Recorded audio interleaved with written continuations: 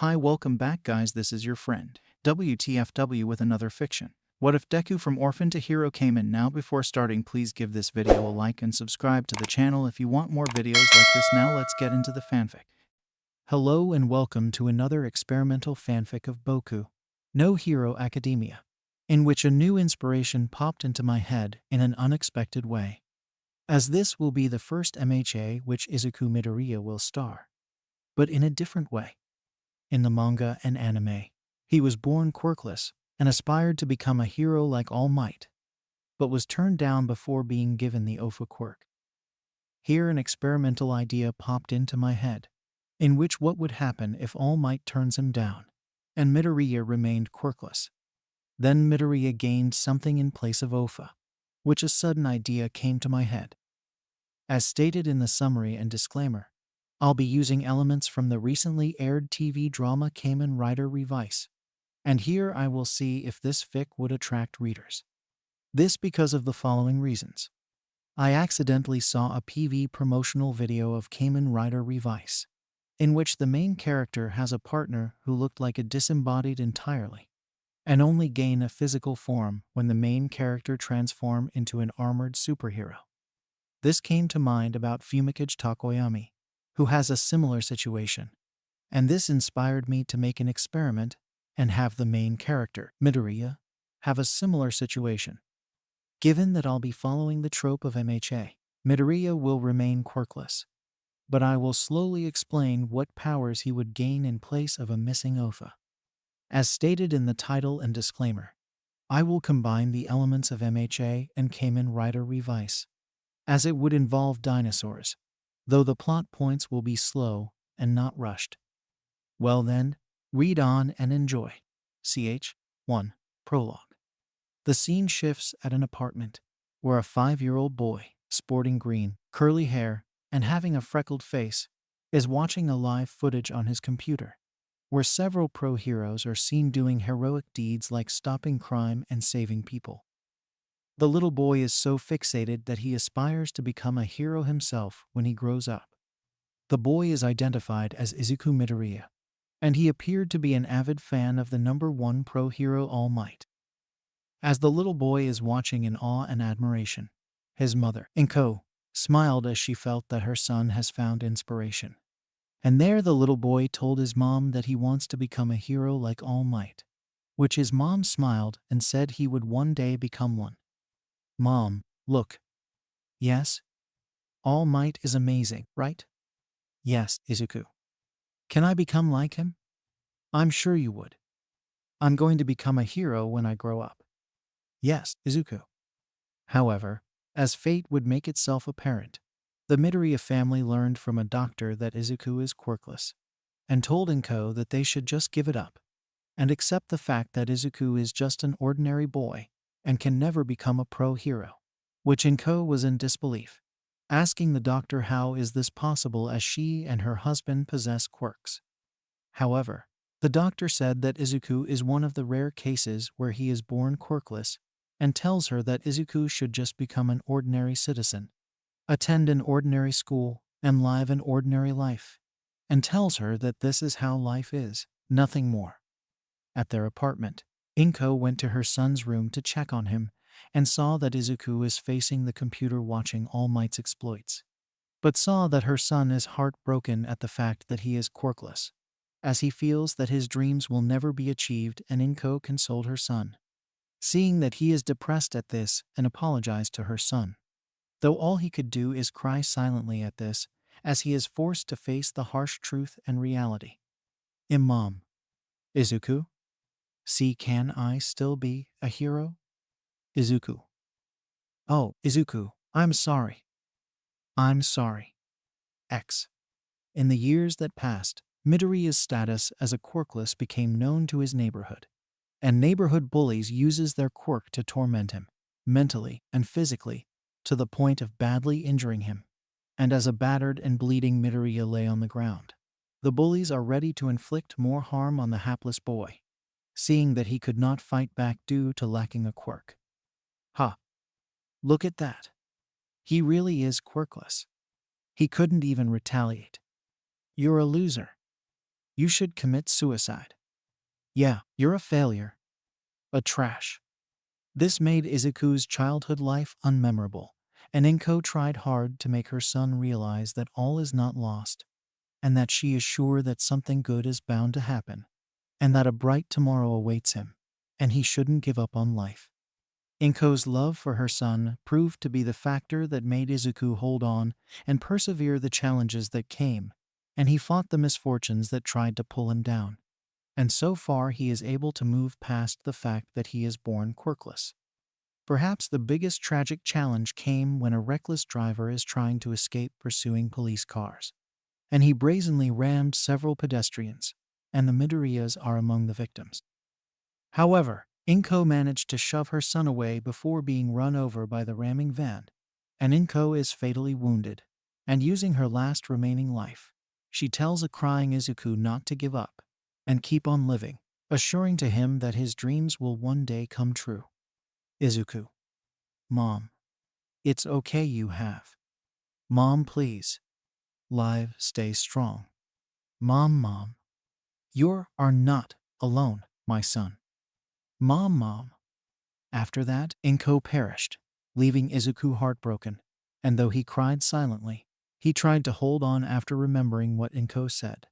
And yet he faced uncertainty, as he is living by himself, and has no relatives within Tokyo.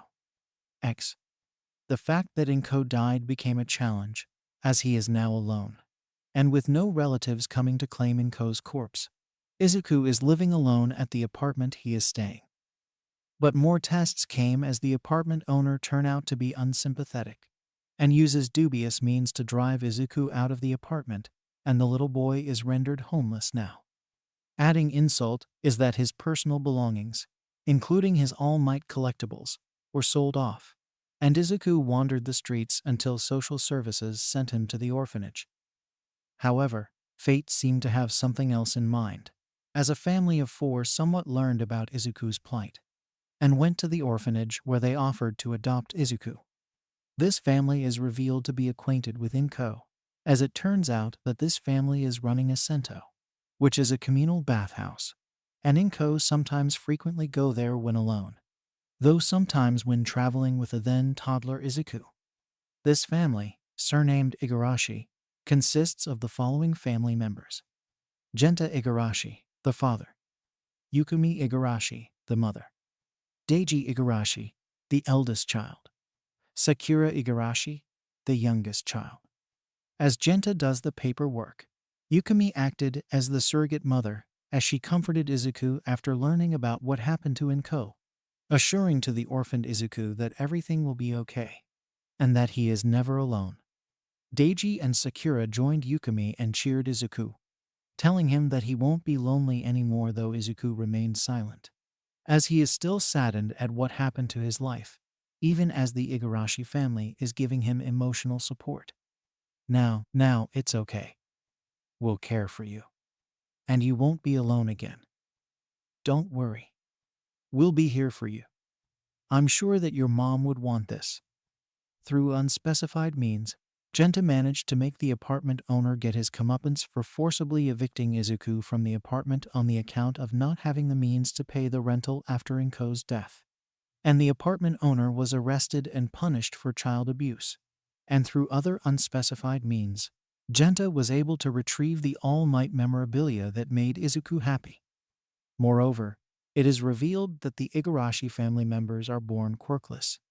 Yet it did not deter them, and with their cheerful disposition, it helped Izuku cope with the fact that he is quirkless, and the Igarashi parents assured to Izuku that it doesn't mean that having no quirk equates to being useless.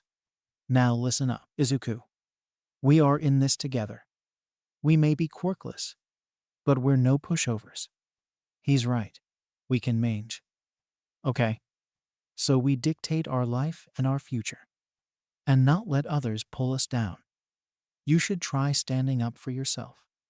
Okay. Got that, Izuku? We are family now. Okay?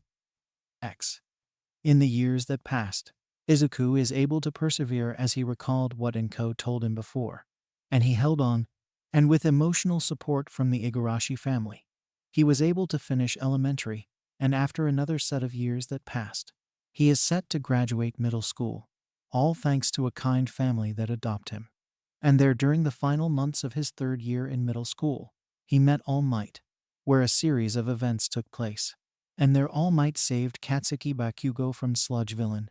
And there he was able to have a private conversation with the number one hero, and the young boy asked if he could still be a hero despite being quirkless.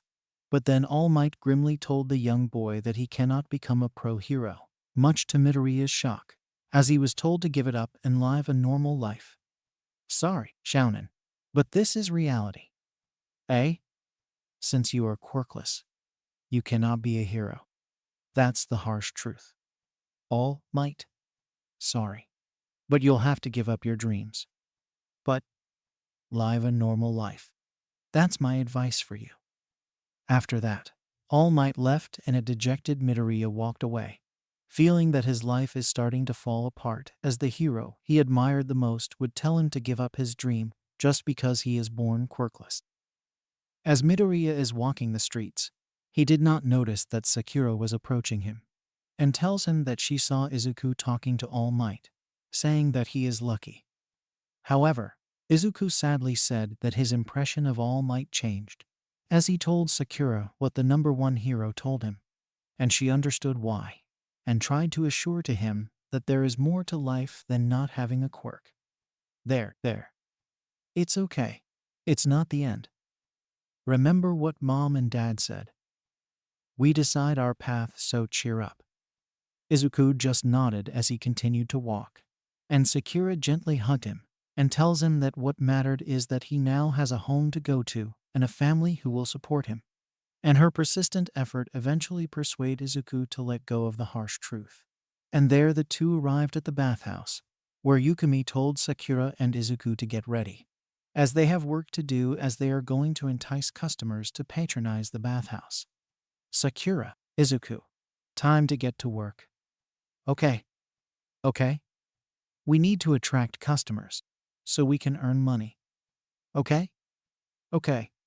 So you two get a move on. Okay. X. Elsewhere, the scene shifts somewhere within an unspecified Latin American area, where three persons, who appeared to be in their early 20s and are of Hispanic descent, and they appeared to be connected to a band of cult, as they are brandishing and holding books that pertaining to the occult and dark arts, and are surrounded by some hooded figures, who turn out to be followers of this cult. The cult appeared to be led by three persons, consisting of 2 males and 1 female, appeared to be the leaders of this group, and they are identified as Julio, Aguilera, Ortega. The trio appeared to have an agenda of their own, and seemingly planned to commit chaos. Julio is browsing a book, and is rather excited and anxious, saying that they should begin their experiment as once in order to give tribute to their gods, which Ortega and Aguilera are in agreement, saying that they should carve their destiny rather than follow the example of other, small-time cults, who they deemed a fool for wanting to rule the world through money. So, are we in agreement? Yes. Of course. Then we should work together. We can achieve greater things. And we can take over everything. You mean the world? I like the sound of that. Then let us enact a plan that is not so shallow. A plan that even the famous institutions like the FBI and the CIA couldn't oppose us. I am in. So am I. The trio then asked the hooded figures if they are willing to serve them, or will they continue their foolish and vain attempt to try rule by allowing themselves to be bribed by petty politicians. And the figures glanced at each before facing the trio, and voiced their support towards the three persons, saying that they would rather follow them than follow the traitors who hide behind politics. We follow you. We follow you. We follow you. We follow you. We follow you. We follow you. We follow you. We follow you. Julio, Aguilera, and Ortega smirked at each other, seeing that they now have supporters that would help in their cause, and now they are going to enact their first step into putting their plans in motion. And their Ortega came up with a suggestion as he brought out a map, which revealed to be that of Japan, and told his two comrades that he made a research on that country and said that Japan would be an ideal place to begin their plans. Many thanks to those who read and reviewed this fic. I am really happy, and this inspired me to bring in the next chapter. And here the story picks up where the last chapter left, where two factions are introduced, as well as something unexpected will happen to Izuku. Well then, read on and enjoy. Somewhere within Tokyo. 2 weeks have passed, and the scene shifts at an unspecified location, where you can see what appeared to be a well-hidden hideout, where a large group is seen gathering. And you can tell that this group appeared to be malevolent in nature. Then you can see that some victims, who appeared to be children, are crying non-stop, as they were abducted from the streets, as the children are on their way home from school. And the abductors are tying them up as the children looked like that they are about to be used in a ritual of sorts. www. Mommy. I want to go home. Let me go. www. Mommy. I want to go home. Let me go. The scene shifts further inside the secret hideout, where 3 persons, who appeared to be in their early 20s and are of Hispanic descent, and they appear to be connected to a band of cult, as they are brandishing and holding books that pertaining to the occult and dark arts, and are surrounded by some hooded figures, who turn out to be followers of this cult. The cult appeared to be led by 3 persons, consisting of 2 males and 1 female, appeared to be the leaders of this group, and they are identified as Julio, Aguilera, Ortega. The trio appeared to have an agenda of their own, and seemingly planned to commit chaos. Aguilera is browsing a book, and is rather excited and anxious, saying that they should begin their experiment as once in order to give tribute to their gods, which Ortega and Julio are in agreement, saying that they should carve their destiny rather than follow the example of other, small-time cults, who they deemed a fool for wanting to rule the world through money. So, it looks like we are off to a good start. Yes, this place is perfect. Of course. This country will provide us with abundance. And we should do this discreetly, remember, before we arrived. I provided you details about the pro-heroes, especially the one called All Might. You mean the so-called #1 hero? I heard of him. Relax. He won't be a problem to us. Then let us enact a plan that is not so shallow. A plan that even the famous institutions like the so-called Hero Public Safety Commission and the various hero agencies couldn't oppose us. I am in. So am I. The trio then asked the hooded figures if they are willing to serve them, or will they continue their foolish and vain attempt to try rule by allowing themselves to be bribed by petty politicians. And the figures glanced at each before facing the trio, and voiced their support towards the 3 persons, saying that they would rather follow them than follow the traitors who hide behind politics. We follow you. We follow you. We follow you. We follow you. We follow you. We follow you. We follow you. We follow you. Julio, Aguilera, and Ortega smirked at each other, seeing that they now have supporters that would help in their cause. And now they are going to enact their first step into putting their plans in motion, and went to the area where the abducted, crying children are shown. Their Aguilera told one of the druids to commence the ritual, which is the druid nodded, and moments later the children are screaming in pain as the ritual commences. And there she glanced at Julio and Ortega, telling them that they are going to commence their first step, which her 2 subordinates nodded. Julio, Ortega. Yes. Yes. The time is now. Indeed. And a perfect opportunity. Then let us commence our agenda at once. As you command. Right away. Live Devil by Ice FT, Subaru Kimura. Opening song of Kamen Rider Revi. No one can ever know. Akuma no Sasayaki ga calling. T nai wa onai jinjutsu. Oitsum rare edge of a cliff. Shin nai mo mihanasa rushi. Kokoro no suki narawa rima ga sashi.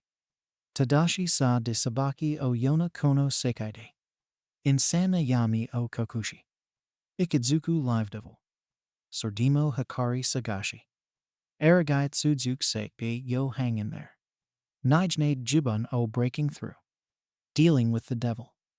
Kinda no Chikara Asei Momakata Naitsukit. No one can ever know. Mamaratai Imai Kurujide. Kimi no Tame Naitsuyuku Naru. Wo just revise. Shin Nai Tatakabeki Mono wa Nani. Wo just revise. Sagashi Tsuzuki. Dealing with the Devil. Ch. 2. Sashai's Matakaiwi. 2 months later, the scene shifts at the Hero Public Safety Commission, where the executive members are assembled at the meeting room, where the HPSC president presided the meeting in which the executives are having a field day after All Might defeated another strong villain.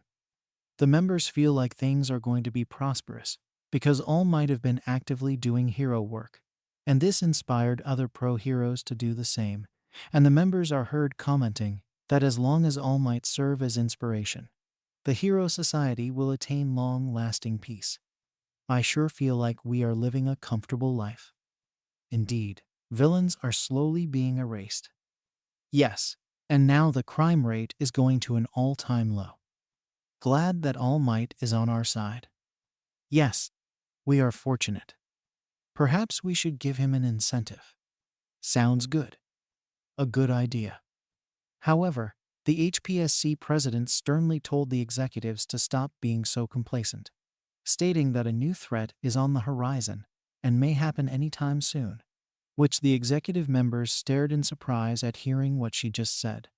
And they asked her what made her say that, reasoning that with pro-heroes all over the country. The executive members said that what the HPSC president said is impossible. An imminent threat. How? Come on, you're just exaggerating. Yes. With All Might and Endeavor, Japan is in safe hands. That's right. What you said just now is impossible. What is this threat you are saying? I'm pretty sure that All Might and Endeavor can handle anything. The HPSC president then opened the monitor and where a Zoom meeting took place, where a man in white uniform stood there, and there he introduced himself as the head of the corporation called Fenix, which he said that this organization is secretly backed by the Diet. The man, who introduced himself as Yujiro Wakabayashi, said that what the HPSC president said is true, saying that a cult is planning to wreak havoc within the main capital, which is just a matter of time, which the executive members of the HPSC appeared skeptical, feeling confident that the pro-heroes, including the top heroes All Might and Endeavor, would be enough to take down whatever threat would come. A cult? Preposterous. Are you saying that a cult would cause trouble in this country? Baloney. Not even the likes of Aum Shinrikyo or the Illuminati can scare us. Indeed, All Might can handle them. See? There is nothing to worry about. So stop this foolishness about a cult.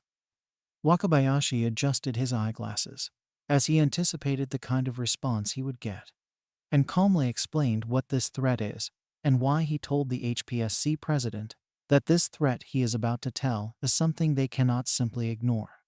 And he showed a footage which the date of that footage is displayed, which took place 50 years ago. Their Wakabayashi showed an expedition team consisting of a dozen members from various countries, Japan included, were conducting some research, and there a South American member unearthed what appeared to be a hand-sized stamp holder. And upon holding it, the explorer suddenly appeared to be possessed, and he is tempted to stamp himself with the item. The explorer appeared to be struggling to resist, and as the other explorers noticed it and tried to snap him out of it. But the explorer gave in and stamped himself with the item, which caused an unexpected situation to happen, where a disembodied spirit emerged from the explorer and began a massacre. As the footage ended, Wakabayashi told the executive members of the HPSC about this threat, and through a thorough investigation, a cult was established and began using the item to create a legion of followers within a South American country and managed to stay hidden. There, a surviving member of the exploration team managed to infiltrate the hideout and took the item before tipping off the authorities. And according to the survivor, The authorities, and even the army, arrived to apprehend the cult. But it turns out that the cult members were able to use the stolen item to produce what the survivors said to be a yokai, and attacked the army. Despite being armed with weapons, the soldiers were overwhelmed, and as additional soldiers arrived to hold off the yokai, the surviving explorer recorded what he could before fleeing the country and returned to Japan. There he told Wakabayashi what he saw and presented the item, which is the stamp-like item. And their Wakabayashi decided to pool their resources to come up with a way to combat this threat that might cause harm and damage should this cult arrive in Japan. The HPSC members were stunned upon seeing the footage and appeared to be unsure if they should believe it or not, as they never seen anything like this and wondered if this is due to the stamp-like item. Is that for real? No way. Impossible. I refuse to believe that. Wait. The pro heroes can handle this. Yes, they can. Oh, of course. However, Wakabayashi said that they discovered something alarming when they examined the stamp-like item, and revealed that a very strong yokai can be spawned if the stamp is used on someone who has a strong quirk, and revealed that the explorer who found the stamp and used it on himself possessed a quirk. Hence the yokai was spawned and caused the massacre. Then another member of Fenix showed up and introduced himself as George Karazaki. And there he showed to the HPSC members some of the stamp-like items he developed, and revealed that last month, the cult, who are identified as the Deadmans, raided a warehouse that was supposed to be top secret, and stole several stamp-like items, which he called the Vistamps, and told the HPSC members that the magnitude of the threat is something they cannot ignore. The HPSC president asked Karazaki, what would they do as 80% of the population in Japan have quirks, including pro heroes? And their Karazaki said that he is on the verge of coming up a way to address the imminent threat. You found a way? Are you sure? Yes, madam. And you believe that it can address this imminent threat? Yes. I am working on it, and been at it for the past several months. Very well. Please inform me of the progress. Of course. Then on behalf of the Hero Public Safety Commission, I would like to form a partnership with you. A very strategic answer, Madam X. Another month has passed, and the scene shifts at the bathhouse where the Igarashi family is residing, as well as operating it. And the scene shows that the bathhouse business is thriving quite well as customers flock to use the bathhouse to bathe and relax.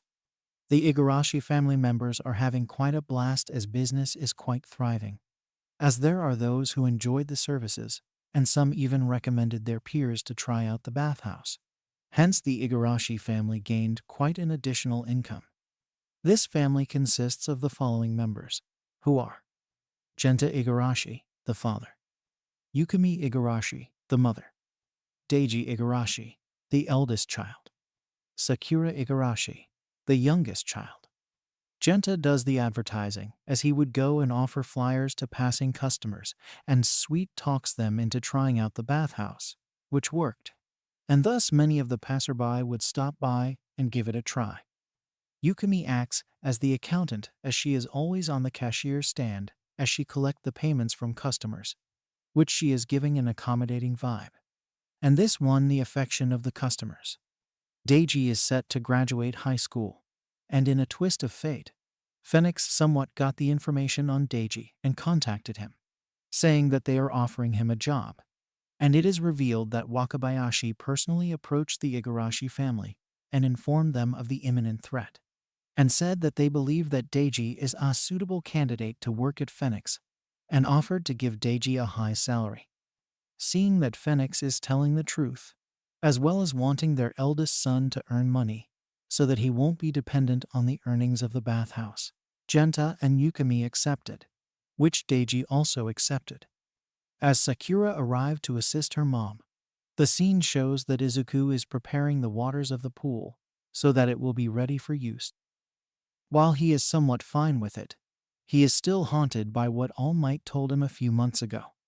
He cannot become a hero due to him being quirkless. Izuku sighed as he felt like he got betrayed, as the pro-hero he admired shot him down like it was nothing.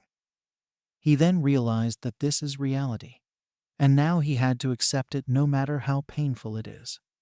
I guess it's going to be like this for the rest of my life. However, a voice spoke to him and tells him to get over it and just move on with his life, as there is nothing he can do but move forward, as moping over it won't solve anything. Izuku blinked his eyes as he wondered if someone else is here. And as he looked at his side, he is startled to see what appeared to be a disembodied spirit standing beside him. And he staggered back as he could see it, and the disembodied spirit noticed that Izuku could see him as well. What? What are you? Huh? What? Who? Am I seeing things? Hey, you can see me? I can hear you. Wait, are you a ghost? A ghost? Who do I look like? Slimer of the Ghostbusters or Casper, the friendly ghost? That's way too insulting. I must be getting tired. Hey, don't ignore me. Many thanks to those who read and reviewed this fic. I am really happy, and this inspired me to bring in the next chapter. And here the story picks up where the last chapter left, where something unexpected will happen to Izuku as the antagonists of this fic make their move. Well then, read on and enjoy. Somewhere within Tokyo. 2 weeks have passed, and once again the scene shifts at an unspecified location, where you can see what appeared to be a well-hidden hideout, where a large group is seen gathering. And you can tell that this group appeared to be malevolent in nature, as they are seen engaging in sinful ways, acting selfish, and have no regard for whatever happens to their fellow kins. They are seen partying and engaging in illicit activities, making them look like they are indulging in things that make them disregard the value of life, as they are seen laughing at the victims who are brought here despite the children crying in terror. Oh wow. New sacrifices. Kids. Look at them. Whining and crying. Music to my ears. This makes my day. I love being a bully. Then the scene shows that some of the followers arrived, and you can see that they brought in some new victims, who are hogtied like pigs, which appeared to be mostly children under the age of 5. And they are seen crying non-stop, as they were abducted from their homes, as the children happened to be at the front door of their homes before being forcibly taken. And the abductors are tying them up, as the children looked like that they are about to be used in a ritual of sorts. www. Mommy. I want to go home. Let me go. www.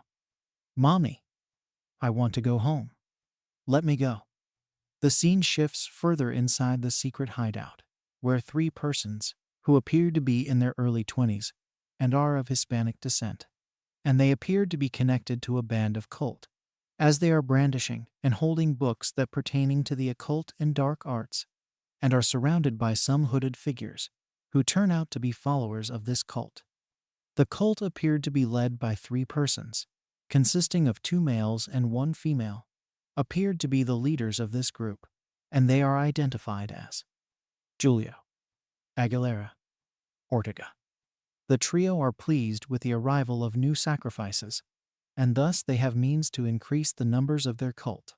And then they believed that they can deal with anything, such as the pro-heroes that appeared on the streets, which Ortega told Aguilera that even the likes of Endeavor won't pose a problem to their cause. Everything is going accordingly, Aguilera-sama. Good, good. Nothing can stand in our way. Right. Not even those pro-heroes roaming around in this country. Yes. Not even the so-called Endeavor can stop us. Then we should take things a step forward. As you command. Hee hee.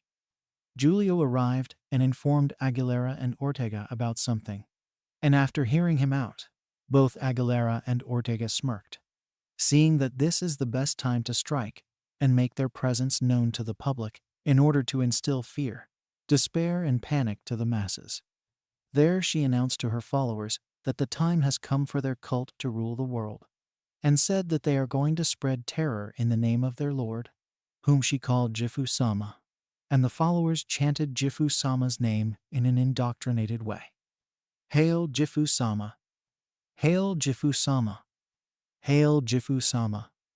Hail Jifu-sama. Hail Jifu-sama. Hail Jifu-sama. Hail Jifu-sama. Hail Jifu-sama. Hail Jifu-sama. Live Devil by Ice FT. Subaru Kimura. Opening song of Kamen Rider Revi. No one can ever know. Akuma no Sasayaki ga calling. Tinai wa onai genjutsu. Oitsum rare edge of a cliff. Kami nai mo mihanasa rishi. Kokoro no suki narawa ri ma ga sashi. Tadashi sa da sabaki o yona kono sekai de. Insana yami o kakushi. Ikizuku live devil. Sordimo hikari sagashi.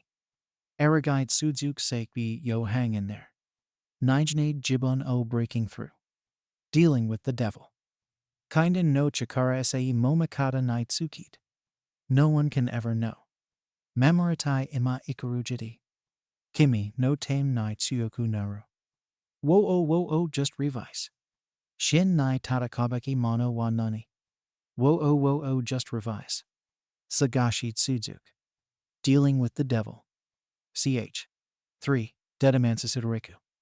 2 weeks later, the scene shifts at the bathhouse that the Igarashi family owns, where the Genta and Yukimi are running the business, and so far things are fine as Deiji is preparing himself to report on his first day on the job as a member of Fenix, with Sakura encouraging him to do his best.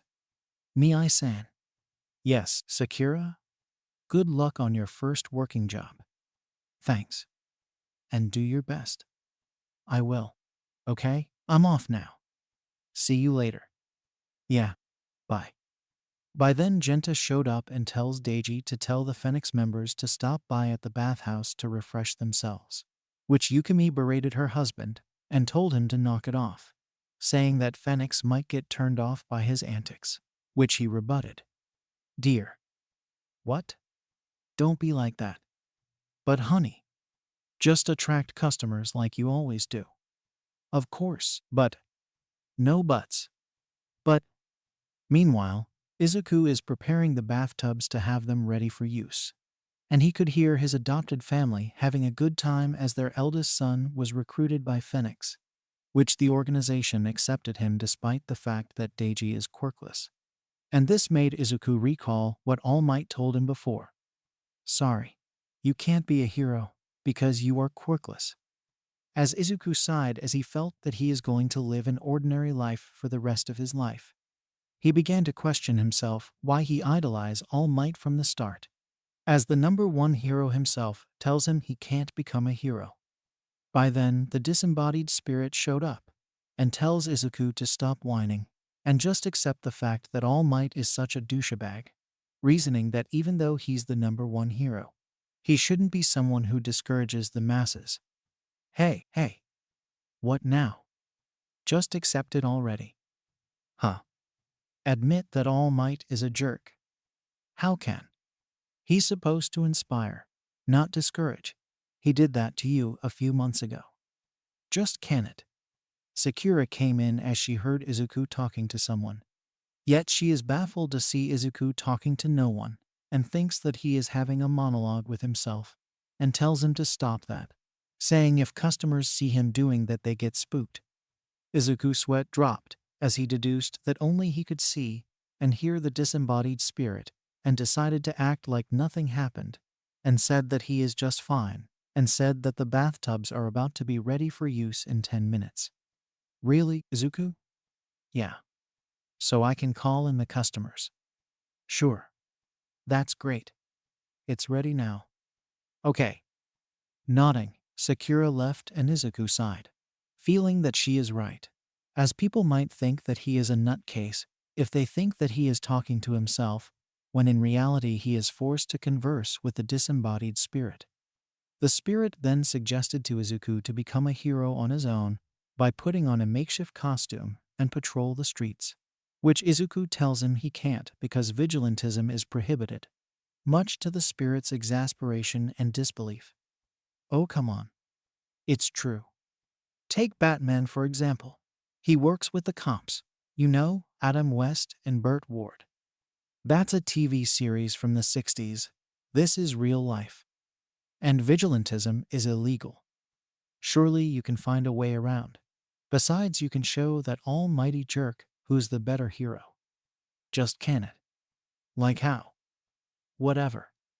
Genta and Yukimi peered from a corner and sweat dropped, thinking that Izuku is slowly losing his mind because of the fact that he is quirkless, being shot down verbally by All Might, and that Deiji get to work for Fenix, while Izuku still hasn't found a suitable school to begin high school.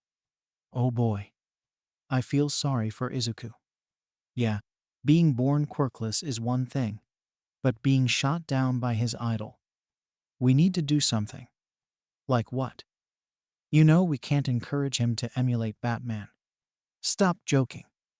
I'm not. You are. X. The following weeks, Deiji has graduated high school and got all the necessary requirements that would allow Fenix to fully recruit him. And now Deiji is a full member, and immediately got fielded in a very important mission.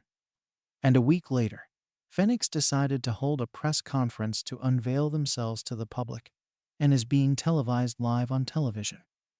Meanwhile, the scene shifts at the headquarters of the Hero Public Safety Commission, where the staff members appeared to be unsure about letting Fenix go live, as they are still unconvinced about the threat of the so-called Deadmans. However, the current commission president persuaded her fellow committee members that what Fenix showed before is legitimate, and that if Fenix can help the pro-heroes deal with this new threat, then the HPSC should accept the assistance. The committee members huddled before eventually giving their answers. Very well. Very well. Very well. Very well. Very well. Very well. Very well. Very well. Back at the press conference, the Igarashi family arrived and sat amongst the visitors while Izuku was silent, feeling out of place, as he wondered if he should really be here since he felt that Fenix is, in a way, an organization that assists the pro-heroes. There, the disembodied spirit showed up and whispered to Izuku, telling him to stop moping and think of a way to stand out, much to his exasperation, and just whispered in reply, in order not to attract attention. Hey. What now? Stop moping already. Huh. Advertise yourself, and you'll get a lot of sponsors. How can? Put on a costume and start running around. That way you'll get noticed. Just can it already. Genta and Yukimi comically smacked Izuku on the head and told him to stop the monologue and pay attention, which he sighed while the disembodied spirit sighed in exasperation. Just as the Fenix appeared while its resident scientist, George Karazaki, showed up and began the press conference where he publicly announced that an imminent threat is approaching. Showing the footage from years before, Karazaki explained about the Deadmans and about people having inner demons, as well as what this means for the Hero Society, and how this would mean for what would happen from this point on. The reporters were intrigued and asked Karazaki for more details, and asked if he is serious about what he said about this so-called Deadmans, thinking that they are just common crooks using technological means to use scare tactics. Karazaki smirked as he anticipated such queries and explains that 30 years ago, his late father had developed devices based on the archaeological items found at the excavation site, which he dubbed the, and said that the said devices were stolen and are now being used for evil. As his son, Karazaki said he wanted to carry on his father's legacy and created his latest invention, the Revice driver, which was meant to restore peace. The reporters saw the items and began throwing a barrage of questions, seeing that they might make a scoop as they look for ways to get answers and reactions from Fenix. Is that really a weapon? What can it do? Will that help protect the citizens? It's not a toy, right? Does this Deadmans really exist? Or is it just a lame excuse? How can we tell that you're serious? Please tell us. Suddenly, the walls of the building exploded, sending debris which struck some of the reporters, and 5 of them were struck on the head and died on the spot. It is then that the ceremony is interrupted when the Deadmans, led by Giulio, burst in, and there he fired strong blasts of energy, which struck some civilians and cadets, while the rest attempt to evacuate. Izuku stood up as he did not expect something like this to happen. And there the disembodied spirit showed up and tells him that it looks like this is Izuku's chance to stand out and prove that he can be a hero despite being rejected by All Might. Oh wow. Huh. Kid, this is your chance. What? You now found an opportunity to stand out. Are you crazy? Nope. What about you? Many thanks to those who read and reviewed this fic. I am really happy, and this inspired me to bring in the next chapter. And here the story picks up where the last chapter left, where chaos intensifies as the villains of this fic made their move. But something unexpected will happen to Izuku as the situation here intensifies. Well then, read on and enjoy. People at home who are watching the live telecast of the press conference of Fenix, which the organization made the announcing about the situation existence and threat of the Deadmans stared wide-eyed in horror at seeing bodies pile up as the Deadman did a surprise attack on the press conference.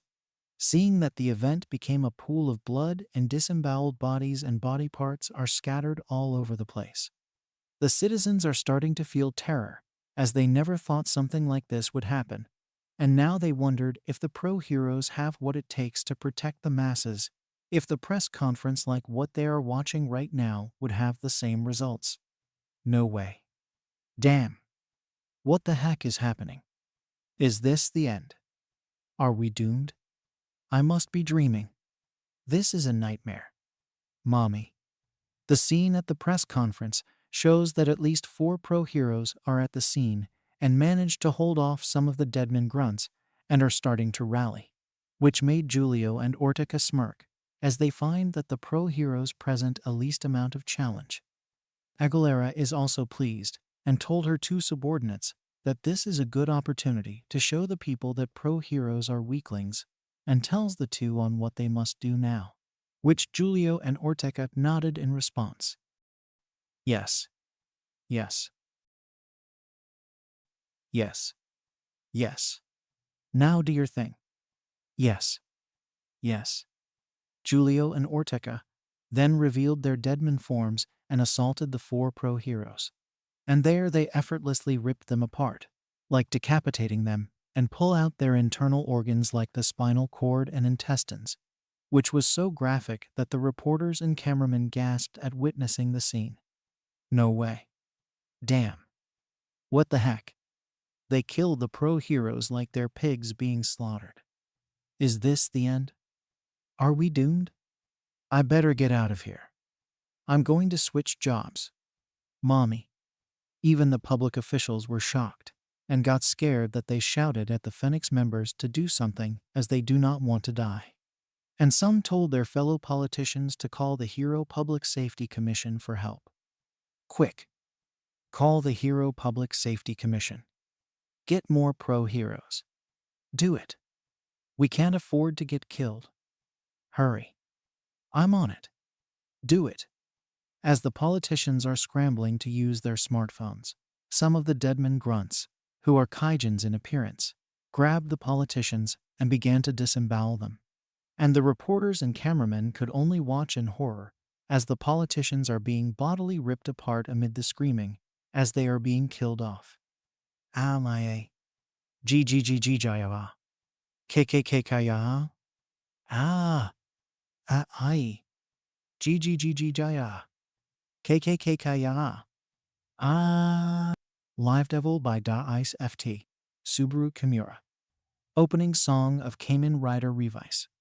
No one can ever know. Akuma no Sasayaki ga calling. T-Nai wa onai jinjitsu. Oitsum rare edge of a cliff. Kami nai mo mihanasa rishi. Kokoro no suki narawa ri ma ga sashi. Insana yami o kakushi. Ikidzuku Live Devil. Sordimo Hikari Sagashi. Aragite Sudzuke Seiki yo hang in there. Nijne Jibun o breaking through. Dealing with the devil. Kinda no chikara sai mo makata nide tsukit. No one can ever know. Mamaratai ema ikurujiti. Kimi no tame nai tsuyoku naru. Wo just revise. Shin nai tatakabeki mono wa neni. Wo just revise. Sagashi Tsuzuki. Dealing with the Devil. Ch. 4. Hiro wa Yumaru Part 1. At the Hero Public Safety Commission headquarters, the top officials were taken by surprise at what they just saw, and now they are scrambling to do something before the Deadman leaves the press conference and cause terror on the streets. However, one of its officials came and delivered a terrible news. He got reports that several Deadmans are in several parts of the city, and the pro-heroes being deployed are busy taking them down. Hence, they cannot compel the pro-heroes to head for the press conference, as it would cause a PR backlash. The top officials within the HPSC were in a state of disbelief at hearing this, and never thought that the Deadmans were really this organized, and has taken the pro-heroes by surprise. What? No way. Damn. I can't believe this. This is a disaster. Unexpected. This is bad. What now? Moreover, it is revealed that the current number 1 hero, All Might, is currently in overseas attending a conference. And now the HPSC officials would have to rely on the current number 2 hero, Endeavor, which the officials felt that this is better than getting criticized by the public. Contact Endeavor. Are you sure? Can't we? There's no time. Find Endeavor. Do it. Hurry. Damn. X. Back at the press conference, the Fenix soldiers are holding off the attackers as Aguilera, Julio, and Ortega decided to leave, feeling that the carnage is enough to spook the masses, and thus there's no point in sticking around. And she told the two that the grunts will finish everything, so now they will have to oversee more sacrifices at their hideout, which her two subordinates nodded in acknowledgement. Julio Ortega. Yes. Yes. We're leaving. Yes. Yes. We got other things to do. Yes. Yes.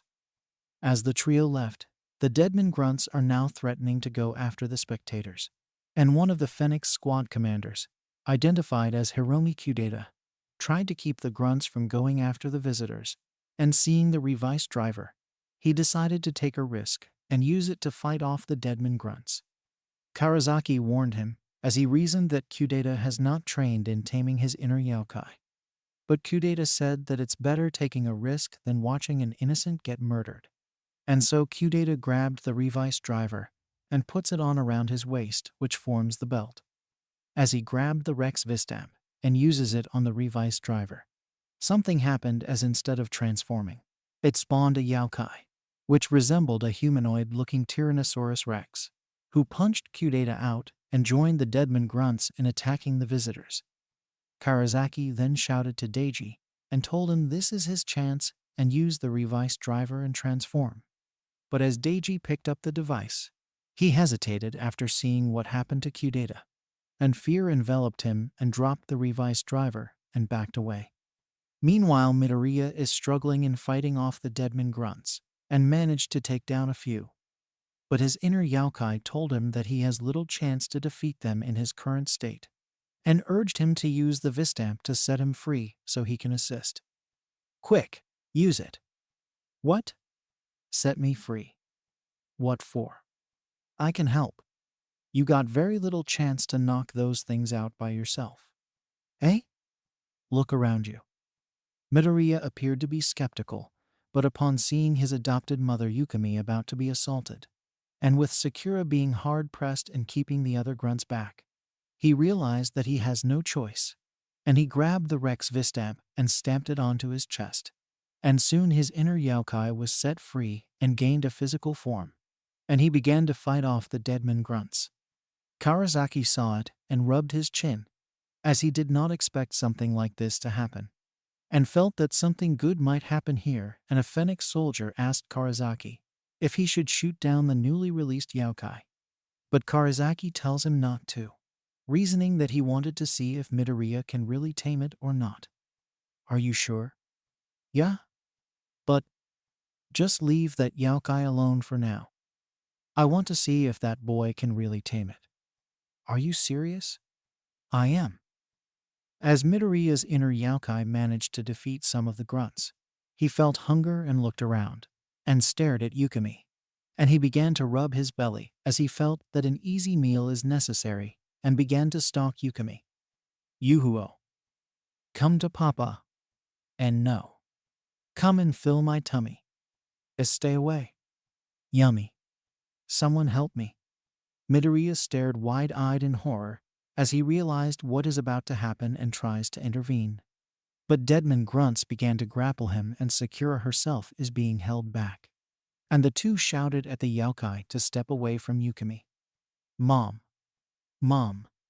Stop. Leave her alone. Get away from her. Don't do it. Mom. Mom. Now that I've finished my explanation, time to get down to business. Many thanks to those who read and reviewed this fic.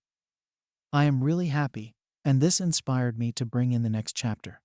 And here the story picks up where the last chapter left, where chaos intensifies as the villains of this fic made their move. But something unexpected will happen to Izuku as the situation here intensifies. Well then, read on and enjoy. At the Hero Public Safety Commission headquarters, the top officials were taken by surprise at what they just saw, and now they are scrambling to do something before the Deadman leaves the press conference and cause terror on the streets. The executive members appeared to be quite horrified after seeing what happened to Kadota after he attempted to use the Revice driver and transform, only to fail and inadvertently spawned a yokai which joined the demons and caused further rampage. And the executive members are now starting to panic as the live footage shows that the situation at the press conference is steadily getting grimmer and grimmer by the minute, as bodies are piling up. This is bad. I never thought would be something worse than this. And now the situation is becoming dire. Damn it. If only All Might were here. Where the heck is Endeavor? Didn't you call him? Me.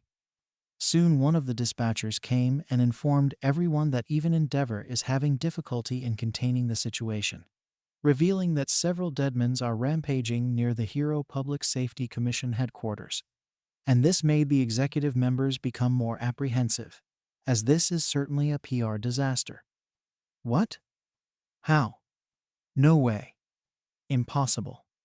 This can't be. Damn it. This is bad. We're doomed. Live Devil by Ice FT. Subaru Kimura. Opening song of Kamen Rider Revi. No one can ever know. Akuma no Sasayaki ga calling. T nai wa onai jinjitsu. Oitsum rare edge of a cliff. Kami nai mo mihanasa rishi. Kokoro no Suki narawa ri ma ga sashi. Tadashi sa de sabaki o yona kono sekaide. Insana yami o kakushi. Ikidzuku Live Devil. Sordimo Hikari Sagashi. Aragide Suzuki Sekbi yo hang in there. Nijnade Jibun o breaking through.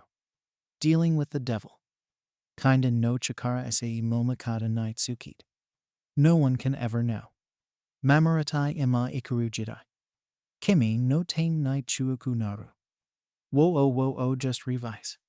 Shin Nai Tatakabaki Mono wa Nani. Wo o just revise. Sagashi Tsuzuki. Dealing with the devil. Ch. 5. Hiro wa Yumaru Part 2.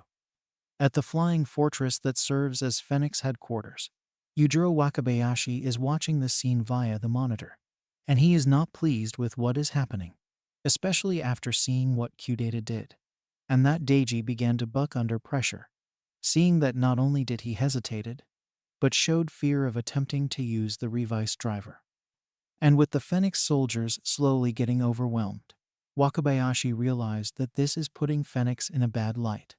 And then one of the staff members came and saw what is happening, and asked Wakabayashi what are the orders to give, which the Fenix commander thought carefully, and is forced to make some decisions. And that is what you will do. Are you sure, sir?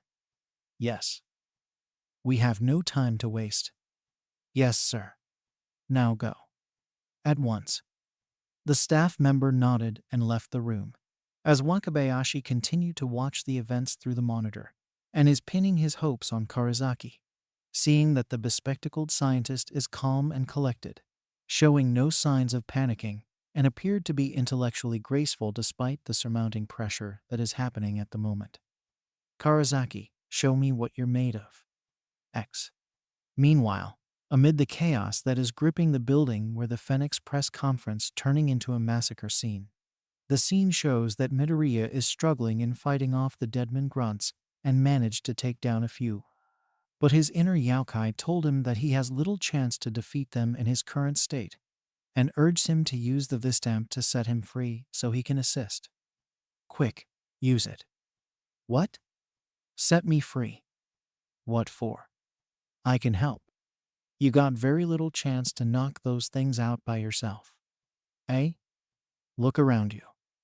Midoriya appeared to be skeptical, but upon seeing his adopted mother Yukimi about to be assaulted, and with Sakura being hard-pressed in keeping the other grunts back, he realized that he has no choice, and he grabbed the Rex Vistamp and stamped it onto his chest. And soon his inner yokai was set free and gained a physical form, and he began to fight off the Deadman grunts. Karazaki saw it and rubbed his chin, as he did not expect something like this to happen, and felt that something good might happen here, and a Fenix soldier asked Karazaki if he should shoot down the newly released yokai. But Karazaki tells him not to, reasoning that he wanted to see if Midoriya can really tame it or not. Are you sure? Yeah. But just leave that yokai alone for now. I want to see if that boy can really tame it. Are you serious? I am. As Midoriya's inner yokai managed to defeat some of the grunts, he felt hunger and looked around, and stared at Yukimi. And he began to rub his belly as he felt that an easy meal is necessary, and began to stalk Yukimi. Yuhuo. Come to Papa. And no. Come and fill my tummy. Stay away. Yummy. Someone help me. Midoriya stared wide-eyed in horror as he realized what is about to happen and tries to intervene. But Deadman grunts began to grapple him and Sakura herself is being held back, and the two shouted at the yokai to step away from Yukimi. Mom. Mom. Stop. Leave her alone. Get away from her. Don't do it. Mom. Mom. Karazaki was watching the scene, and an idea popped into his head and told Midoriya to grab the Revi's driver and put it around his waist, saying that it would keep hold of the yokai and save Mrs. Igarashi, which Izuku asked if Karazaki is sure about what he said. Eh? You heard me. Do as I instructed you, and your mother will be okay. Really? Yes. Better do it. Seeing that the yokai is moments away from eating Mrs. Igarashi, Izuku made a mad dash and grabbed the Revi's driver and placed it in front of his waist, where a belt is formed and the yokai became intangible again, much to his dismay. And there Karazaki told Midoriya to grab the Vistamp and stamp it onto the Revi's driver, saying that it will grant him the power to combat the Deadmans. Eh? Are you serious? You heard me. Do as I instructed you, and you'll be granted with some power to fight off the Deadman. Really? Yes, that's what the Revi's driver is for. Better do it.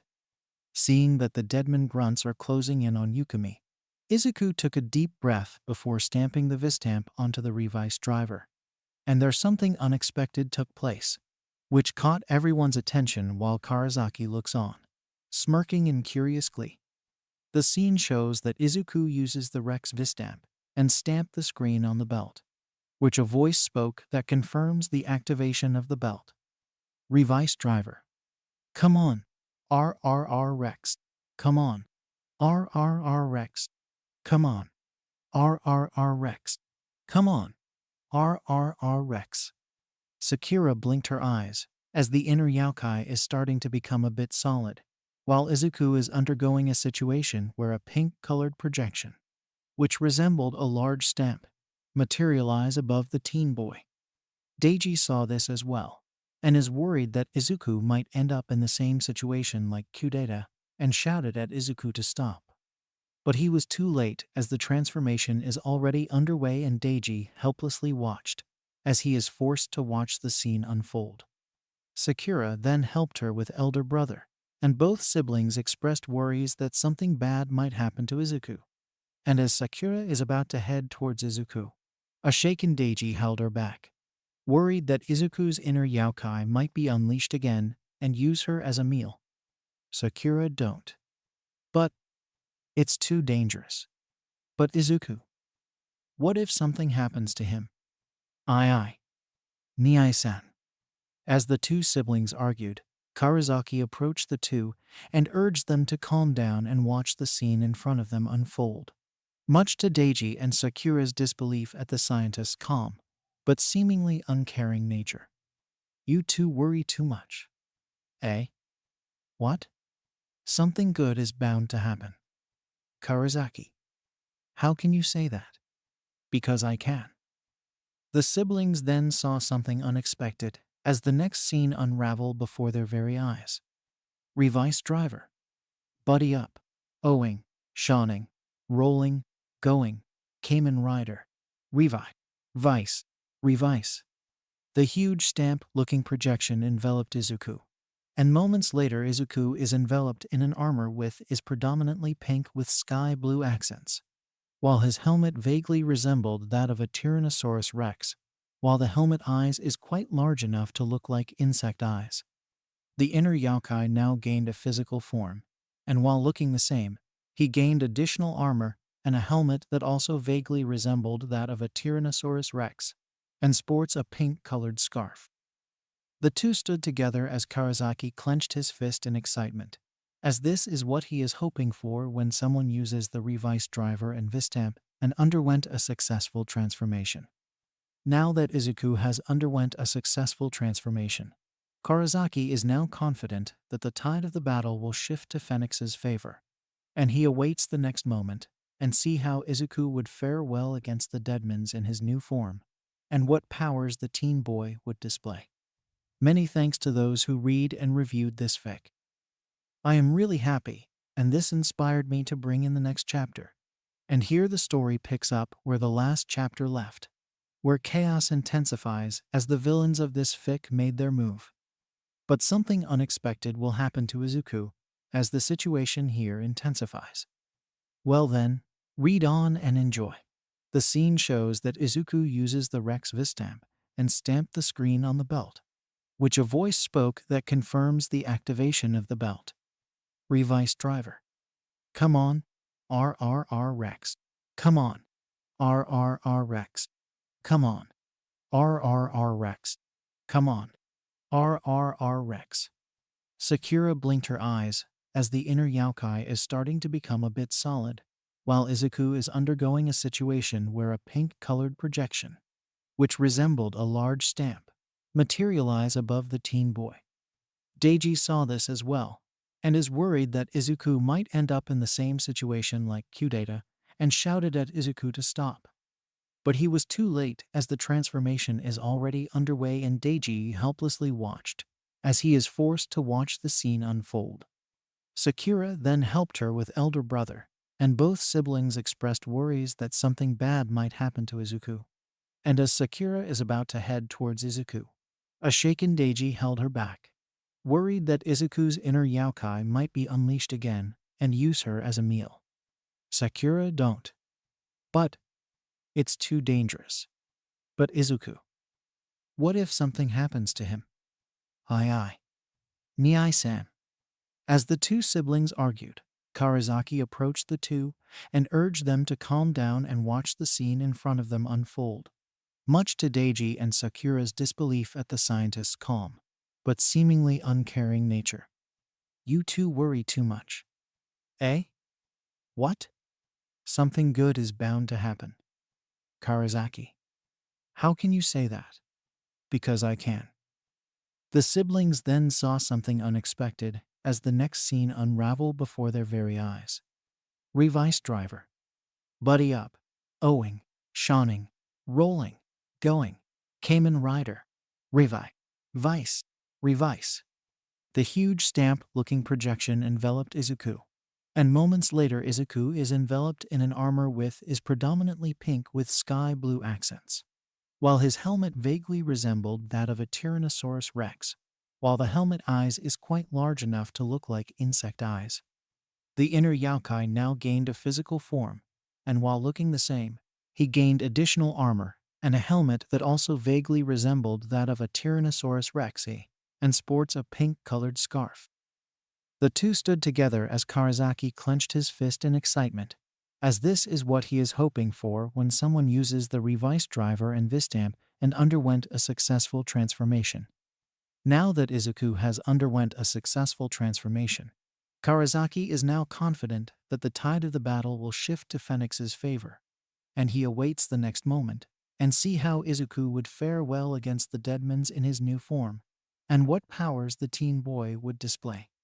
At the Hero Public Safety Commission headquarters, the top officials were taken by surprise at what they just saw, and now they wonder if Fenix is serious about their intentions, now that a mere civilian has taken possession of the Revice driver instead of Deiji Igarashi, and they wondered if they made the right decision to trust this organization in dealing with this crisis. The executive members appeared to be quite divided over the turn of events, after seeing what happened to Kadota after he attempted to use the Revice driver and transform, only to fail and inadvertently spawned a yokai which joined the demons and caused further rampage. Then seeing Deiji, whom the Hero Public Safety Commission executive members were told that he is the designated candidate, only to cower. And now Izuku has taken possession of the devices and successfully transformed. There the executive members are now starting to panic, as they are having the impression that Fenix is disorganized, and are now considering in summoning all available pro-heroes and send them to the site of the incident, and couldn't put their trust on Fenix right now. Especially after seeing Karasaki jumping for joy like an overzealous idiot. I can't believe this. Is Fenix this disorganized? I never thought we got conned by that organization. And now a high school boy is going to fight them. He's just a civilian. Damn it. I regret supporting Fenix. Outrageous. I really wished that All Might were here. What's going on? Hasn't anyone called Endeavor? Hey, have you already called him? Me. But then one of the executive members pointed his finger towards the monitor, and everyone glanced at it and saw the live footage where the attackers are surrounding the armored Izuku, and noticed that the armored Izuku just stood there and not doing anything at all. The Hero Public Safety Commission executive members realized that the country is facing a dire situation and came to regret their decision in supporting Fenix. What? What is that boy doing? Has he gotten scared? Damn it. Unbelievable. This is foolish. Damn it. This is bad. We're doomed.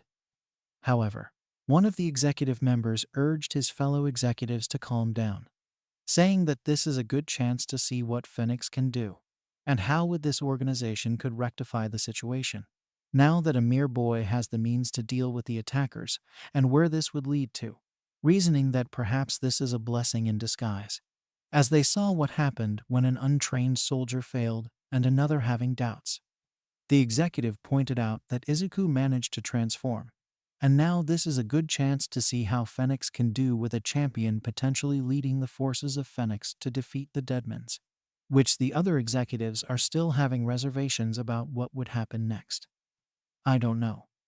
Can a mere boy pull off something? I still doubt Fenix. We should never have relied on them. Wait, let's see what Fenix can do. He's right. Let's see where this lead to. Right. Live Devil by Da-Ice FT, Subaru Kimura. Opening song of Kamen Rider Revi. No one can ever know. Akuma no Sasaki ga calling. Tinai wa onai genjutsu. Oitsum rare edge of a cliff. Kami naimo mihanasa rishi. Kokoro no suki narawa ri ma ga sashi. Tadashi sa de sabaki o yona kono sekaide. Insana yami o kakushi.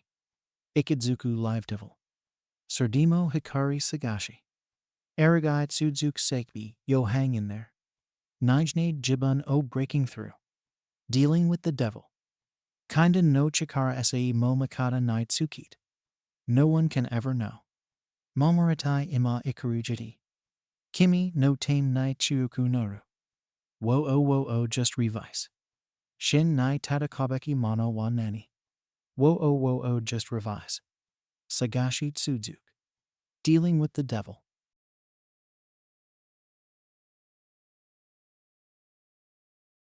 At the flying fortress that serves as Fenix headquarters, Yujiro Wakabayashi is watching the scene via the monitor, and he is not quite pleased with the sudden turn of events, especially after seeing what Kadota did, and that Deiji began to buck under pressure, seeing that not only did he hesitated, but showed fear of attempting to use the Revice driver. And now Izuku Midoriya has successfully transformed, and that the boy's inner yokai has manifested a physical form, and Wakabayashi wondered what would happen next, as this is something he did not expect, and he had a feeling that something conflicting is about to happen next. And this would no doubt attract Fenix's higher-ups should they find out about this, which might prompt them to intervene should the situation worsen to the point where the army itself might intervene.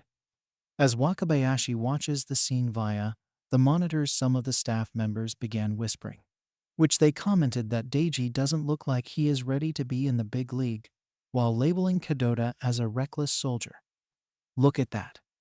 That Igarashi is turning chicken. And Kadota is really reckless. Those two are unreliable. And now a graduating middle schooler has become a Kamen Rider. Do you think he could pull it off? I doubt it. Me too. Wakabayashi heard this and mentally agreed, as he did not anticipate a situation like this, and made a mental note to address this once the situation stabilizes and calm restored, as he intended to discuss the matter with Karasaki before considering his next move. By then one of the staff members came and saw what is happening, and asked Wakabayashi what are the orders to give, reasoning that he is unsure what to make of this, whether Izuku can pull it off, since he is not the intended user. And Teeth Fenix commander thought carefully, and is forced to make some decisions. And that is what you will do. Are you sure, sir? Yes. We have no time to waste. Yes, sir. Now go. At once.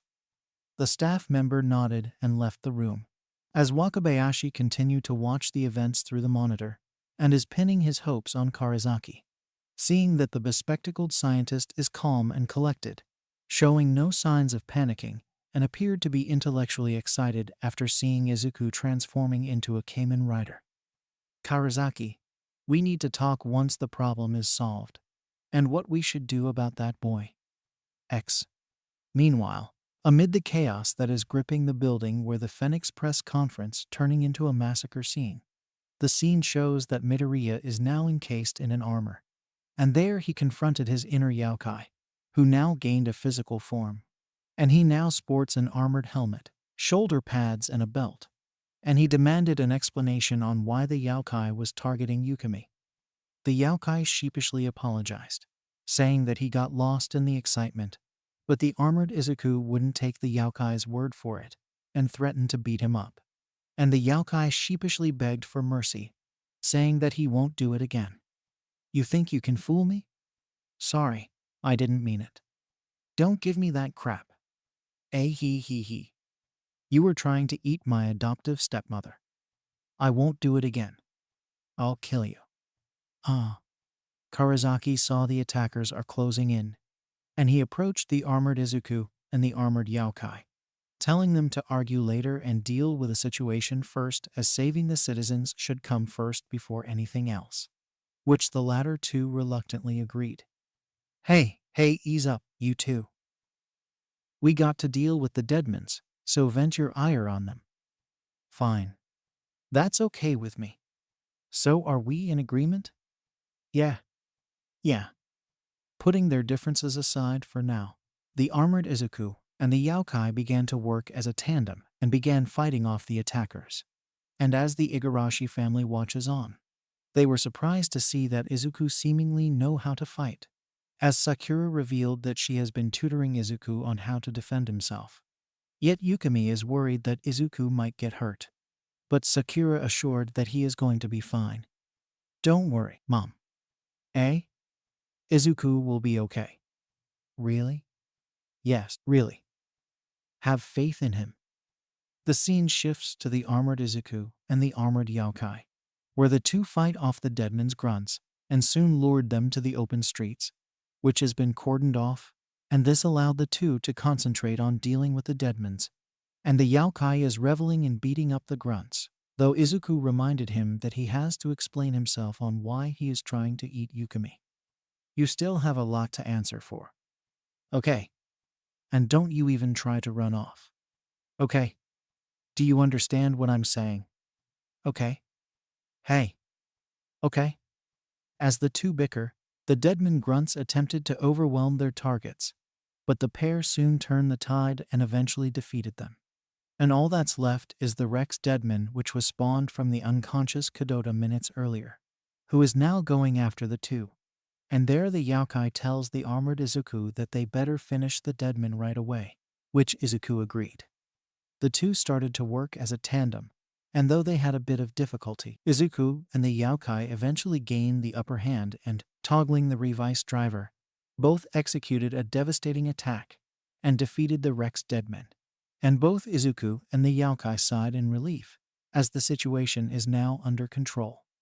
However, things took a different turn as Endeavor showed up and, mistaking the armored Izuku and the Yaokai as the attackers, the current #1 pro hero unleashed a powerful flame attack, which caught the two by surprise. Yet they managed to evade the attack, and as the Yaokai mistook Endeavor for a Deadman, Izuku told him that is not the case, and said that this is a case of a misunderstanding. Wait. What? A strong Deadman just showed up. It's a human. Eh? That's the #2 pro hero Endeavor. That flying blowtorch is a human. Yeah. Seriously. Many thanks to those who read and reviewed this fic. I am really happy, and this inspired me to bring in the next chapter. And here the story picks up where the last chapter left, where chaos intensifies as the villains of this fic made their move. But something unexpected will happen to Izuku, as the situation here intensifies. Well then, read on and enjoy. The scene shifts to the armored Izuku and the armored Yaokai, where the two fight off the Deadman's grunts and soon lured them to the open streets, which has been cordoned off, and this allowed the two to concentrate on dealing with the Deadmans, and the Yaokai is reveling in beating up the grunts, though Izuku reminded him that he has to explain himself on why he is trying to eat Yukimi. You still have a lot to answer for. Okay. And don't you even try to run off. Okay. Do you understand what I'm saying? Okay. Hey. Okay. As the two bicker, the Deadman grunts attempted to overwhelm their targets, but the pair soon turned the tide and eventually defeated them.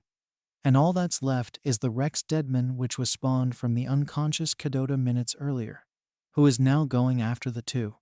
And there the Yaokai tells the armored Izuku that they better finish the Deadman right away, which Izuku agreed. The two started to work as a tandem, and though they had a bit of difficulty, Izuku and the Yaokai eventually gained the upper hand and, toggling the Revice driver, both executed a devastating attack and defeated the Rex Deadman, and both Izuku and the Yaokai sighed in relief, as the situation is now under control.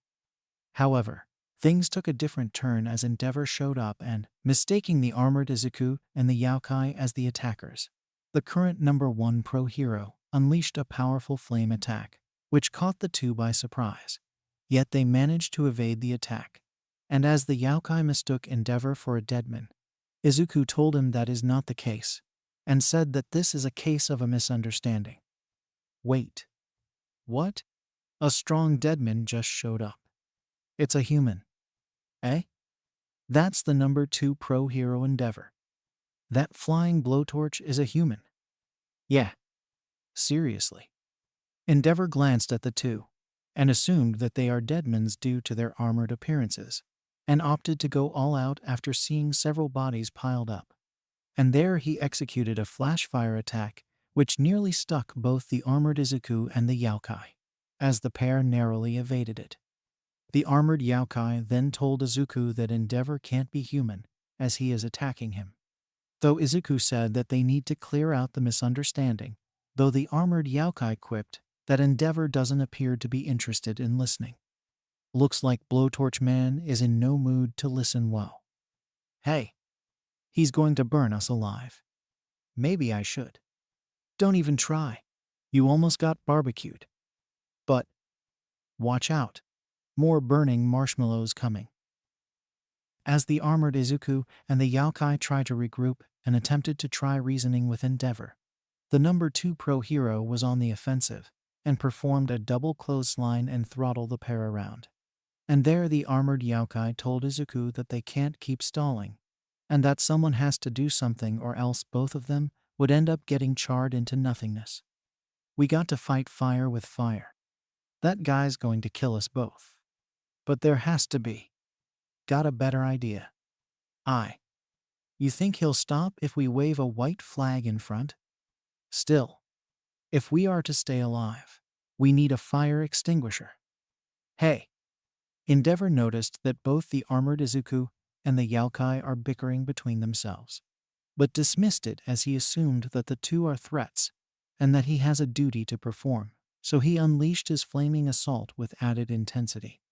And there the armored Yaokai told Izuku that they can't afford to hesitate, as the next blow might kill them both on the spot. That was close. That guy's really serious. Really is going to kill us both. Damn. We need to come up with something. Got a better idea. You think he'll stop if we wave a white flag in front and say I give up? Still, if we are to stay alive, we need a fire extinguisher or a fire truck. Hey! Live Devil by Da-Ice FT. Subaru Kimura. Opening song of Kamen Rider Revi. No one can ever know. Akuma no Sasayaki ga calling. T-nai wa onai jinjutsu. Oitsum rare edge of a cliff. Kami nai mo mihanasa reshi. Kokoro no suki narawa ri maga sashi. Tadashi sa de sabaki o yona kono sekaide. Insana yami o kakushi. Ikidzuku Live Devil. Sordimo Hikari Sagashi. Aragite Sujuk Sekri yo hang in there. Nijne Jibun o breaking through. Dealing with the devil. Kinda no chikariase mo makata night sukit. No one can ever know. Memoritai ima ikaru jiti. Kimi no tain nai tsuyoku naru. Wo o just revise. Shin nai tatakabaki mono wa nani. Wo o just revise. Sagashi Tsuzuk. Dealing with the devil. Ch. 7. Gokai.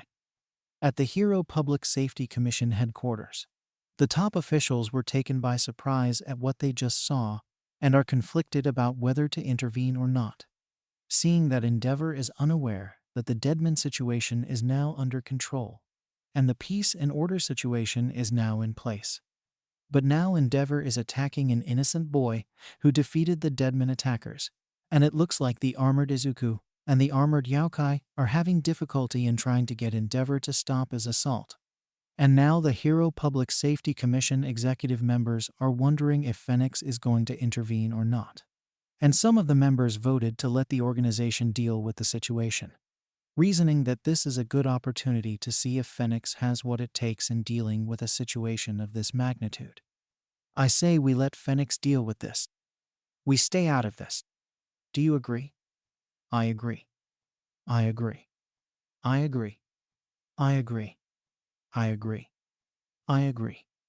I agree. The other members were surprised by this and voiced their opposition, saying that Endeavor is mistakenly attacking the wrong target, and if the Hero Public Safety Commission doesn't make a move and make Endeavor stop, it may lead to the number 2 hero accidentally killing an innocent boy, and Endeavor would take the majority of the blame. But the executive members reiterated that this is something that Fenix must work on if they are serious about protecting Japan from threats such as the Deadman, and that Fenix must prove their worth, or otherwise that organization should be abolished if they fail to address this matter even if the current situation is a misunderstanding. I say it again. This is now in Fenix's jurisdiction. They should show that they can face any crisis. Endeavor won't be charged, so we will not intervene.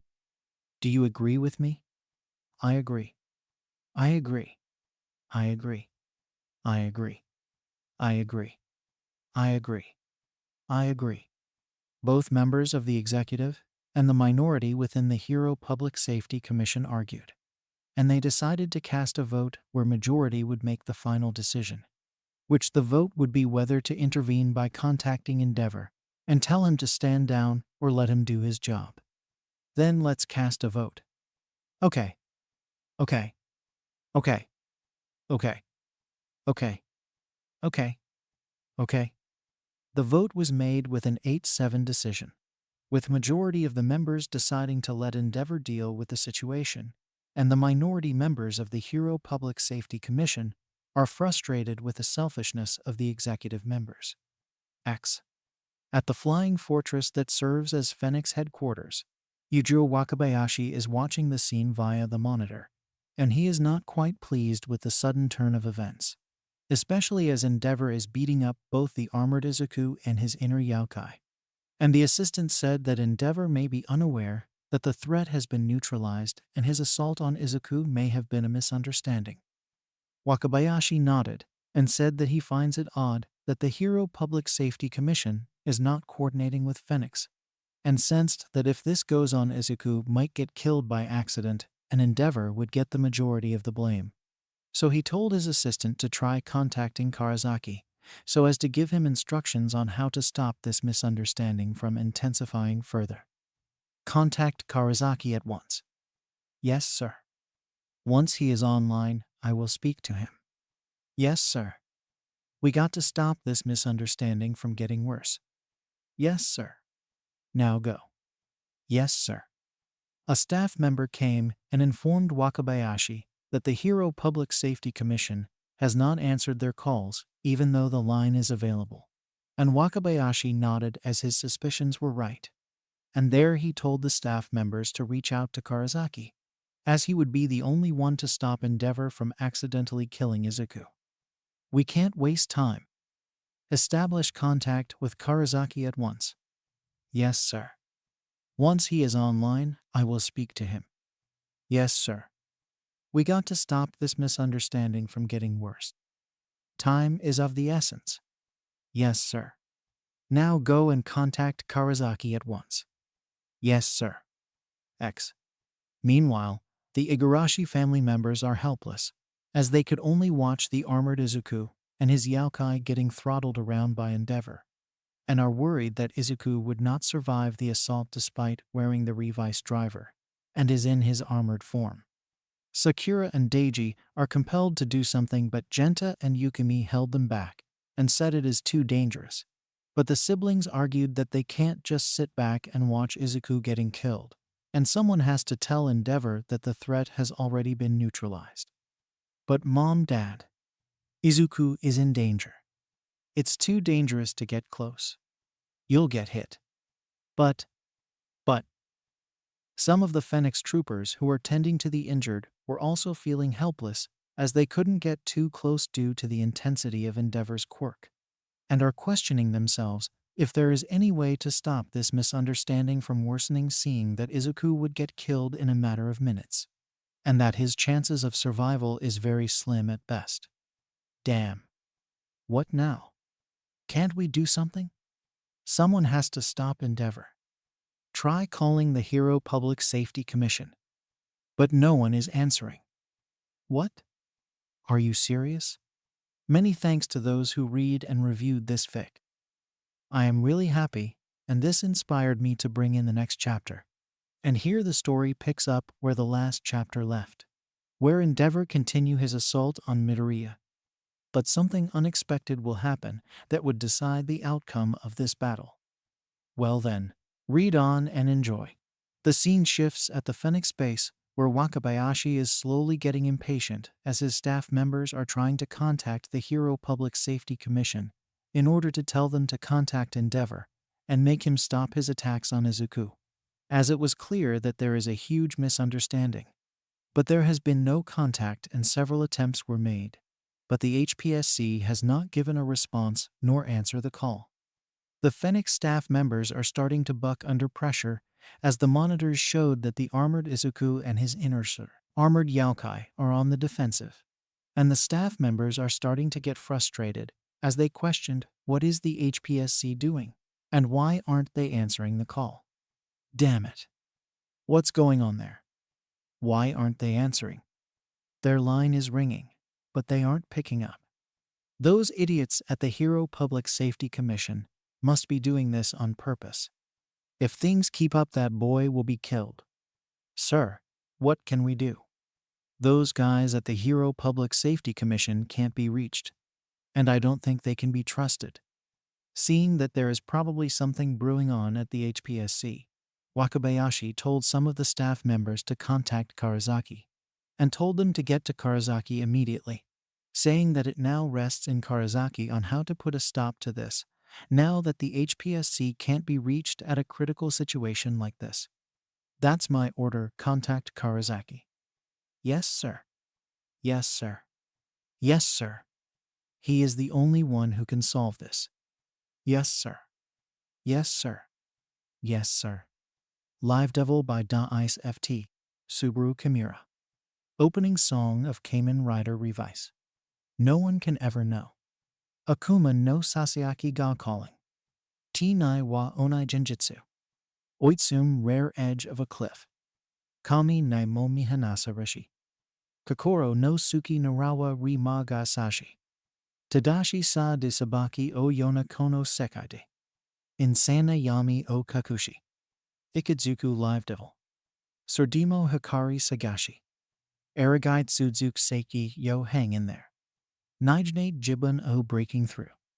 Dealing with the devil. Kinda no Chikara Sei mo Makata Nai Tsukit. No one can ever know. Mamaratai ima ikaru jiri. Kimi no tame nai tsuyoku naru. Wo just revise. Shin nai tatakabeki mono wa nani. Wo just revise. Sagashi Tsuzuki. Dealing with the devil. Ch. 8. Semi-Ketsumatsu. At the Hero Public Safety Commission headquarters, the top executive members are glued to the monitor, as Endeavor is on the offensive, as he is hurling a barrage of fiery attacks on the armored Izuku and his inner, armored Yaokai, seemingly not concerned about what implications it might result into, believing that they are in the right. The minority members are incensed, as they pleaded with the majority members to do something, as Endeavor might end up injuring an innocent boy who accidentally saved the day. Though their pleas fell onto deaf ears, as the executive members ignored their pleas, as they ignored their fellow members ranting. Can't you do something? We have to tell Endeavor that the threat has been neutralized. Are you listening? Say something. One member of the executive committee stood up and said that this is on Fenix, as they are the ones in charge of the situation, and therefore Fenix should be the one who should do something about it, as it was their fault that the Deadmans invaded the press conference in the first place. Moreover, he said that he believes that this would be a test to see if Fenix has what it takes to deal with a threat, and believe that Endeavor is doing the right thing, and said that Endeavor is responding to the threat, and he will not be liable or sanctioned, which the minority members finds this as a lazy excuse for not doing anything this critical. Is that an excuse? You'll put all of us in trouble. And we could be charged with reckless impudence. Are you fine with that? X. Back at the press conference, the Igarashi family members are forced to watch in horror as Endeavor managed to catch up with the armored Izuku and delivered a barrage of punches at him before throwing a strong punch which sent him crashing through the wall before the armored Yaokai held onto the number 2 hero. He tried to tell Endeavor that the threat is already over, but Endeavor did not listen and grabbed the Yaokai by his neck and did a strong punch which also sent him crashing through the wall, and their Deiji and Sakura couldn't stand idly and attempted to intervene, but their parents held them back, worried their 2 children might get hurt in the process. No, don't. It's dangerous. But Izuku is getting beaten up. You can't get too close. You'll get hurt.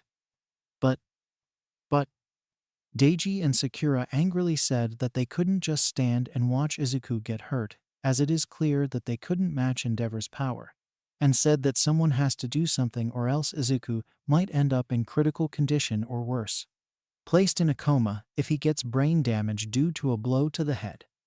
But both Genta and Yukimi said that unless Fenix do something, there is nothing else they can do as Endeavor is too strong to stop at this point in time. And his quirk is so intense that no one could withstand its power.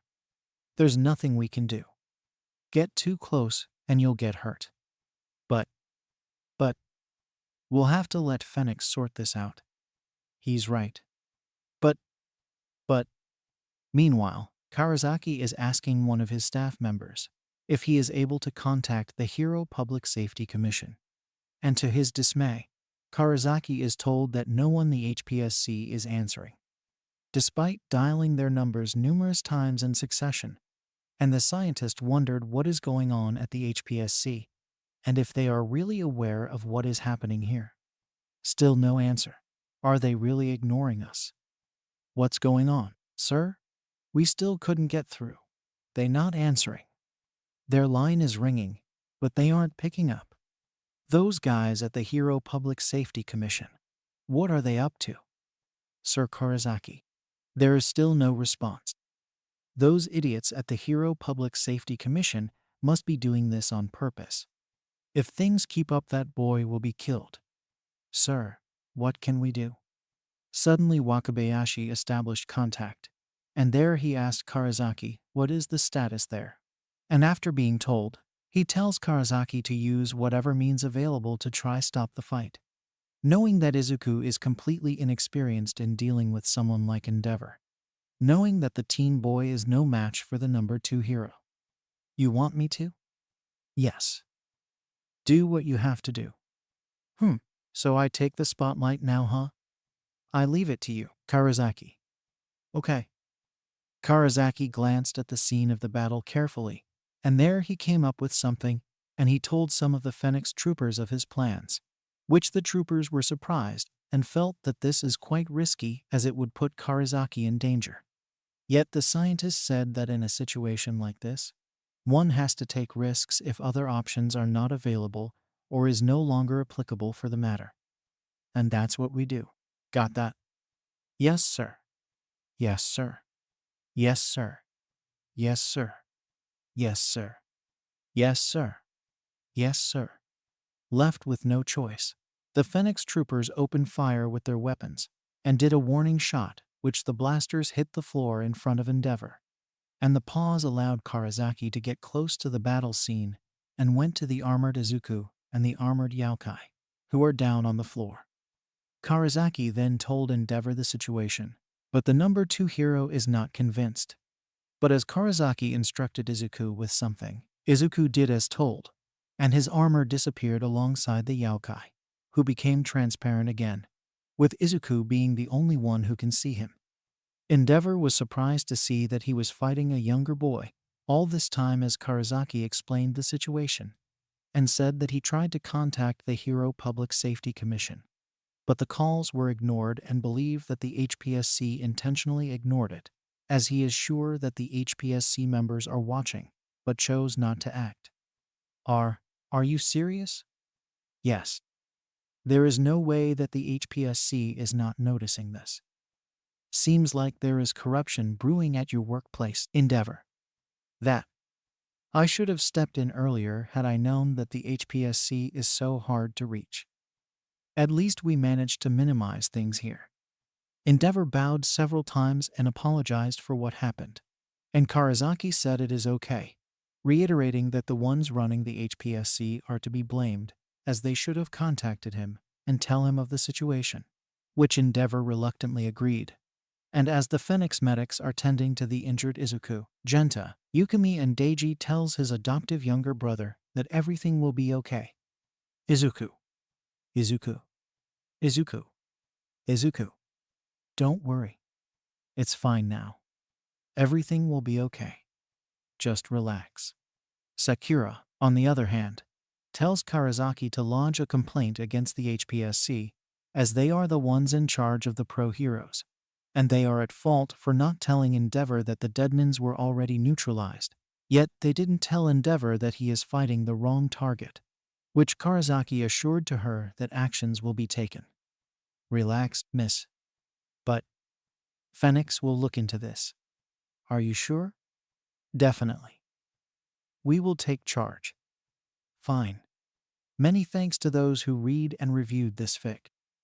I am really happy, and this inspired me to bring in the next chapter.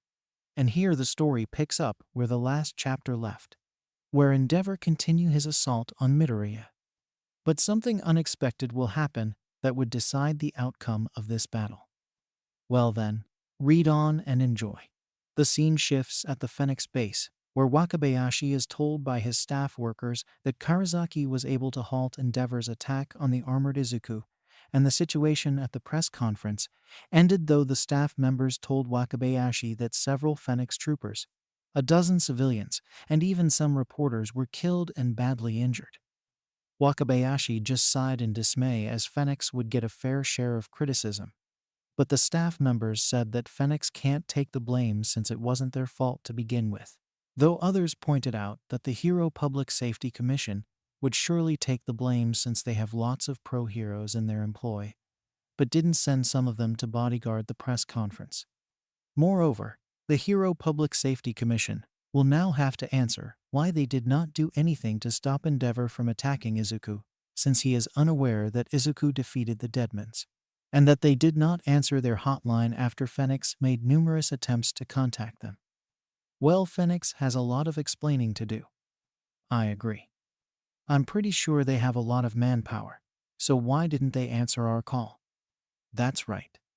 Sir, it's clear that the Hero Public Safety Commission is at fault, and I have a feeling that they are going to use Endeavor as a scapegoat. Those cowards. Yeah. Wakabayashi sighed as he told the staff members to be ready as Karasaki and the remaining Fenix troopers are heading back to base, and instructed them to have the medics ready due to many injured troopers, whilst he will have to deal with both Kadota and Deiji after the way they handled the situation earlier. Yes, sir. Yes, sir. Yes, sir. Yes, sir. Yes, sir. Yes, sir. Yes, sir. Yes, sir. By then, Karasaki contacted Fenix Skybase and talked to Wakabayashi, informing him that the situation at the press conference have been stabilized and defeated some of the Deadman Kaijins, whilst telling him that while the Fenix troopers are heading back to the Skybase, he will be arriving late as he has some business to attend to. When Wakabayashi asked Karasaki what this business mean, Karasaki said that he is referring to the Igarashi family, as a certain family member was able to take down the Deadman attackers instead of Deiji, and reasoned that he has to personally sort this matter out, which Wakabayashi reluctantly obliges. Are you sure about this? Yes, sir. And would that take long? Depending on the discussion. Fine. Let me know any development. Okay. Just be careful. Right. Live Devil by Da-Ice FT, Subaru Kimura. Opening song of Kamen Rider Revi. No one can ever know. Akuma no Sasayaki ga calling. T-nai wa onai jinjitsu. Oitsum rare edge of a cliff. Kami nai mo mihanasa reshi. Kokoro no suki narawa rima ga sashi. Tadashi sa de sabaki o yona kono sekaide. Insana yami o kokushi. Ikidzuku Live Devil. Sordimo Hikari Sagashi. Aragide Suzuki Seikbi yo hang in there. Nijne Jibun o breaking through. Dealing with the devil. Kinda no Chikara Esei Momokata Night Tsukit. No one can ever know. Mamaratai Ima Ikarujidi. Kimi no Tain Nai Chuuku Naru. Wo-o just revise. Shin Nai Tatakabeki Mono wa Nani. Wo-o just revise. Sagashi Tsuzuki. Dealing with the devil. Ch. 9. Yoha. At the Hero Public Safety Commission headquarters, the top executive members are slightly taken aback as Endeavor suddenly came back and sternly demanded an explanation as to why they did not inform him that the Deadman situation had already been resolved, stating that he nearly killed an innocent boy who risked his life protecting the victims at the press conference. Moreover, Endeavor said that according to the Fenix representative who was at the scene, he made several attempts to contact the Hero Public Safety Commission, but not a single person there answered, and the Fenix representative was forced to risk his life putting a stop to a potentially fatal misunderstanding, as Endeavor himself nearly killed a potential hero due to a justified misunderstanding, because he believed that Izuku was the attacker. Are you saying that you lot are unaware of the fact that the press conference attack have been resolved, and you did not inform me? No. We were not informed. We have no idea. Do you realize that I almost killed an innocent boy because of your negligence? We are sorry. It's true. We were not informed. That's right. The minority members were mentally incensed, as the executive members were feigning innocence, as they seemingly ignored Endeavor's inquiry. And the minority members are now wondering what would the executive members do once Endeavor finds out that the executive members intentionally ignored Fenix's call. And the minority members expect that Endeavor would give them a harsh criticism. Those idiots. Playing innocent. They'll get what's coming. Yeah. There's no way that Endeavor would ignore this. They better be prepared. I sure hope those idiots get their just desserts. Right. Soon one of the technical members of the Hero Public Safety Commission came and told Endeavor to calm down, and said that an error happened in which a malfunction in the hotline took place during the press conference situation, which he said that the call was indeed ringing, but the phones did not make any sounds. Hence the executive members are unaware of the call made by Fenix. Endeavor glared and said that had the Fenix representative not intervened, he might have killed the boy by accident, and this would have a lasting impact. But the executive members assured that they are taking steps that something like this will never happen again, while pointing out that the situation was resolved and the boy is doing okay. As you can see, it was due to a technical glitch. See? We are unaware. Don't worry. Everything went well. No harm done, right? It turns out that the executive members paid the technician to make an alibi just to appease Endeavor. And thanks to the technician's convincing alibi, Endeavor was unable to find evidence of neglect. And the pro-hero stormed off in annoyance. And once the meeting room is cleared, the minority members demanded an explanation on why the executive members not admit their fault. To their dismay and annoyance, the executive members said that internal conflict must be avoided, and pointed out that this is sort of a test to see how Fenix respond to situations like this. Yet the minority members sees this as a cheap excuse to escape responsibility, which the executive members feigned innocence, playing like innocent victims when in reality they are guilty of negligence and the like. As you can see, we cannot afford an internal conflict, so we resolve it peacefully. Right? How lame. Such a cheap excuse. You ought to be ashamed of yourselves. Cowards. By then, the executive members decreed that the incident is resolved and it will not be tackled again, which the minority members are against it, as they pointed out that Hero Public Safety Commission owed an explanation to Fenix and a formal apology to the Igarashi family. But the executive members formally put a closure to it immediately. Case closed. Case closed. Case closed. Case closed. Case closed. Case closed. Case closed. Case closed. X. At the Igarashi residence, which also operates a public bathhouse, Karazaki told the Igarashi family about the situation and apologized to Izuku for what happened, saying that he will talk to their commander about having the Hero Public Safety Commission answer why they did not answer their calls to halt Endeavor's attack on the younger boy.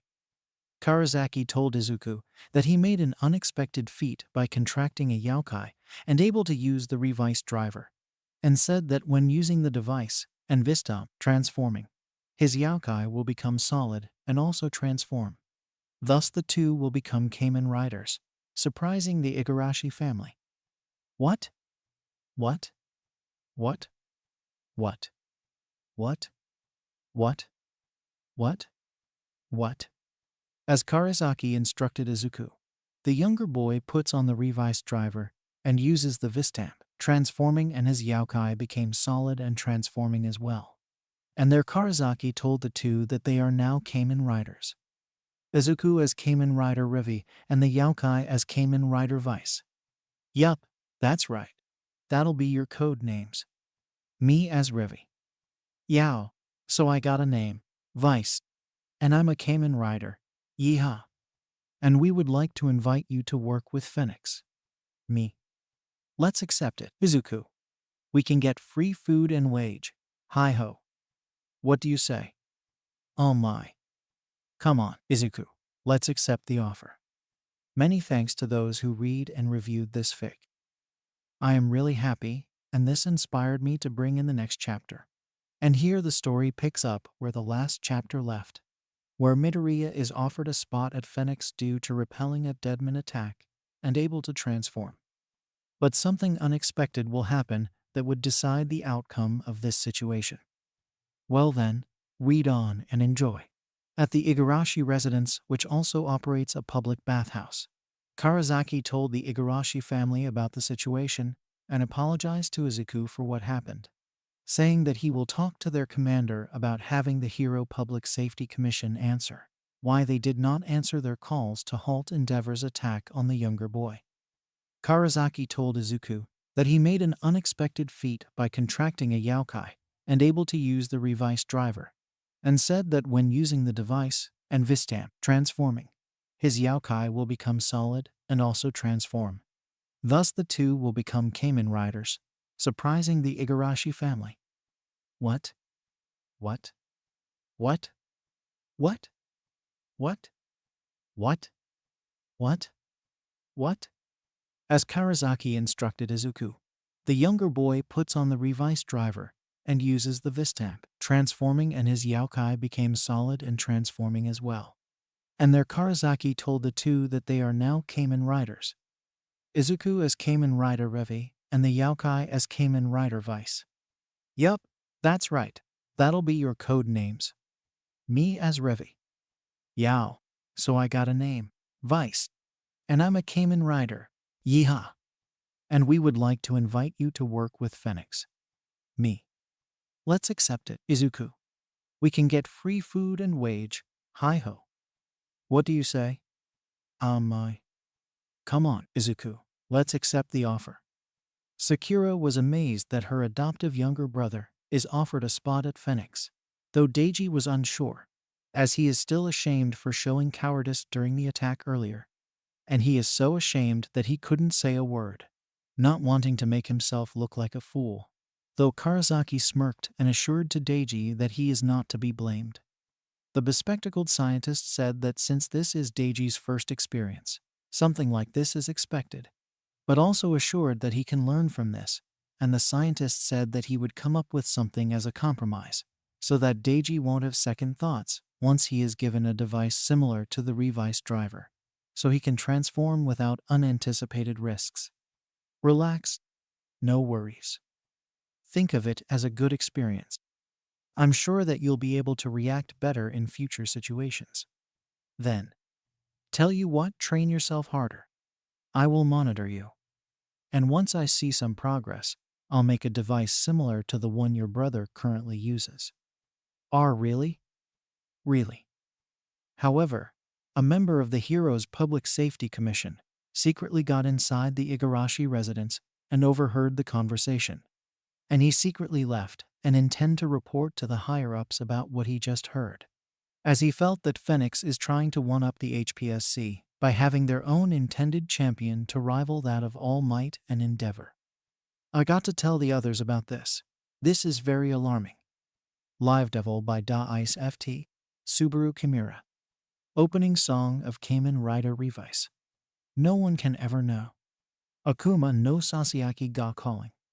T9 wa onai jinjitsu. Oitsum rare edge of a cliff. Kame nai mo mihanasa rishi. Kokoro no suki narawa rima ga sashi. Tadashi sa desabaki o yona kono sekai de. Insana Yami o Kakushi. Ikizuku Live Devil.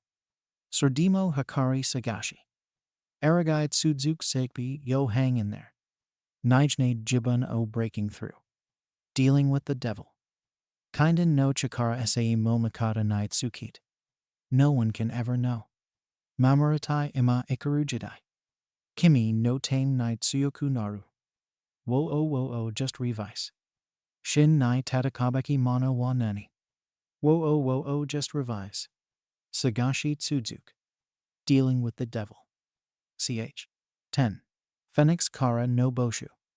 The scene shifts at the Fenix base, where Wakabayashi is told by his staff workers about what Karasaki was doing at the Igarashi residence, and offering employment at Fenix, surprising those present inside the staff room. They wondered what Karasaki is thinking, and why offer a spot to a 14-year-old boy who just graduated from middle school. Moreover, some are aware that Deiji is intended to be the champion representing Fenix, and instead an ordinary quirkless boy gets to become a Kamen Rider when it should be Deiji, and they aired their doubts whether Karasaki's actions are justified or not, given that Izuku has never received any form of training, and that Izuku is not an official member of Fenix.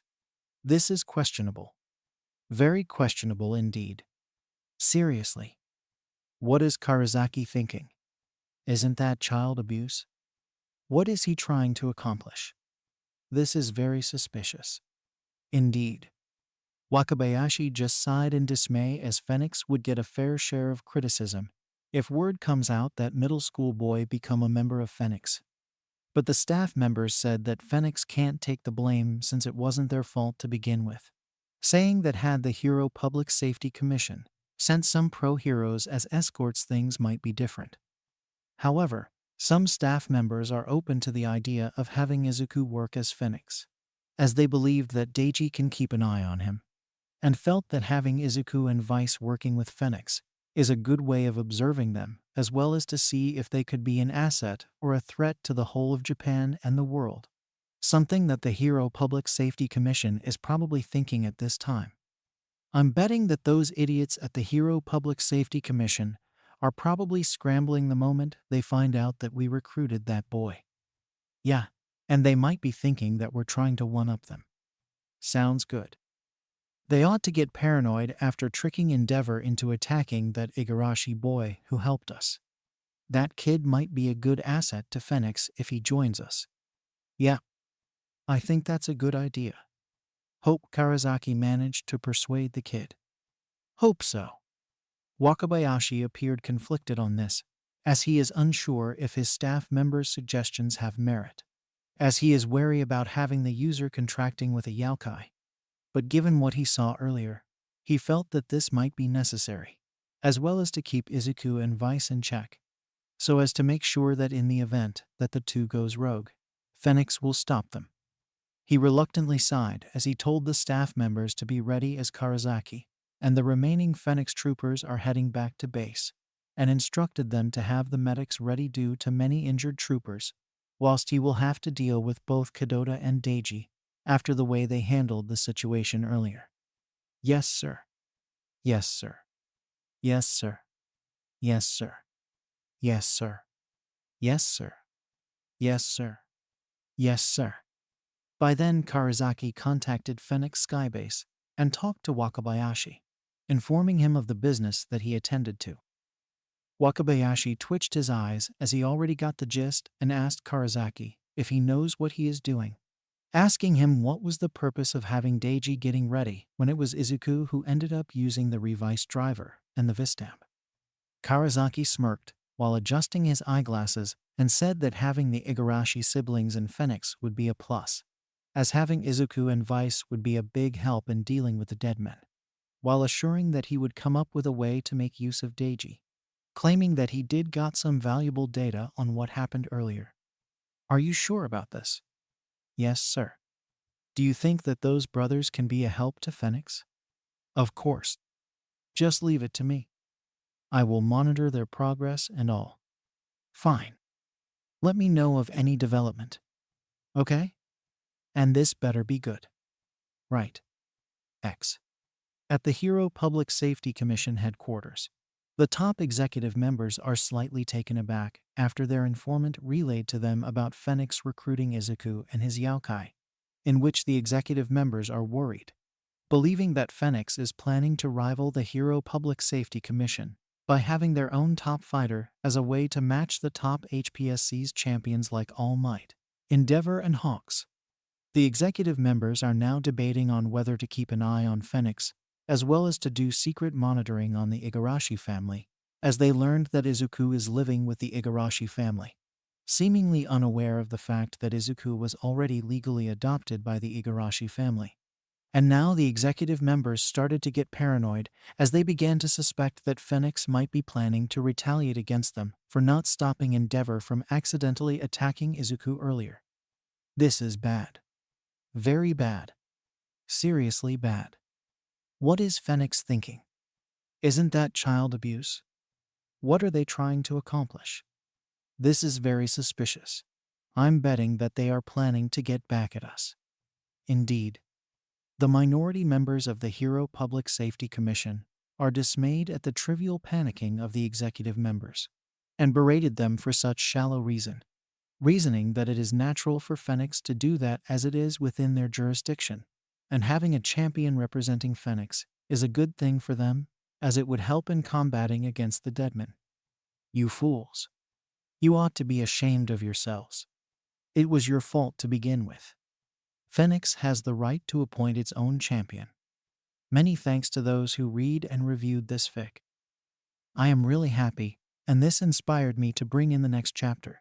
And here the story picks up where the last chapter left, where Midoriya is offered a spot at Fenix due to repelling a Deadman attack and able to transform.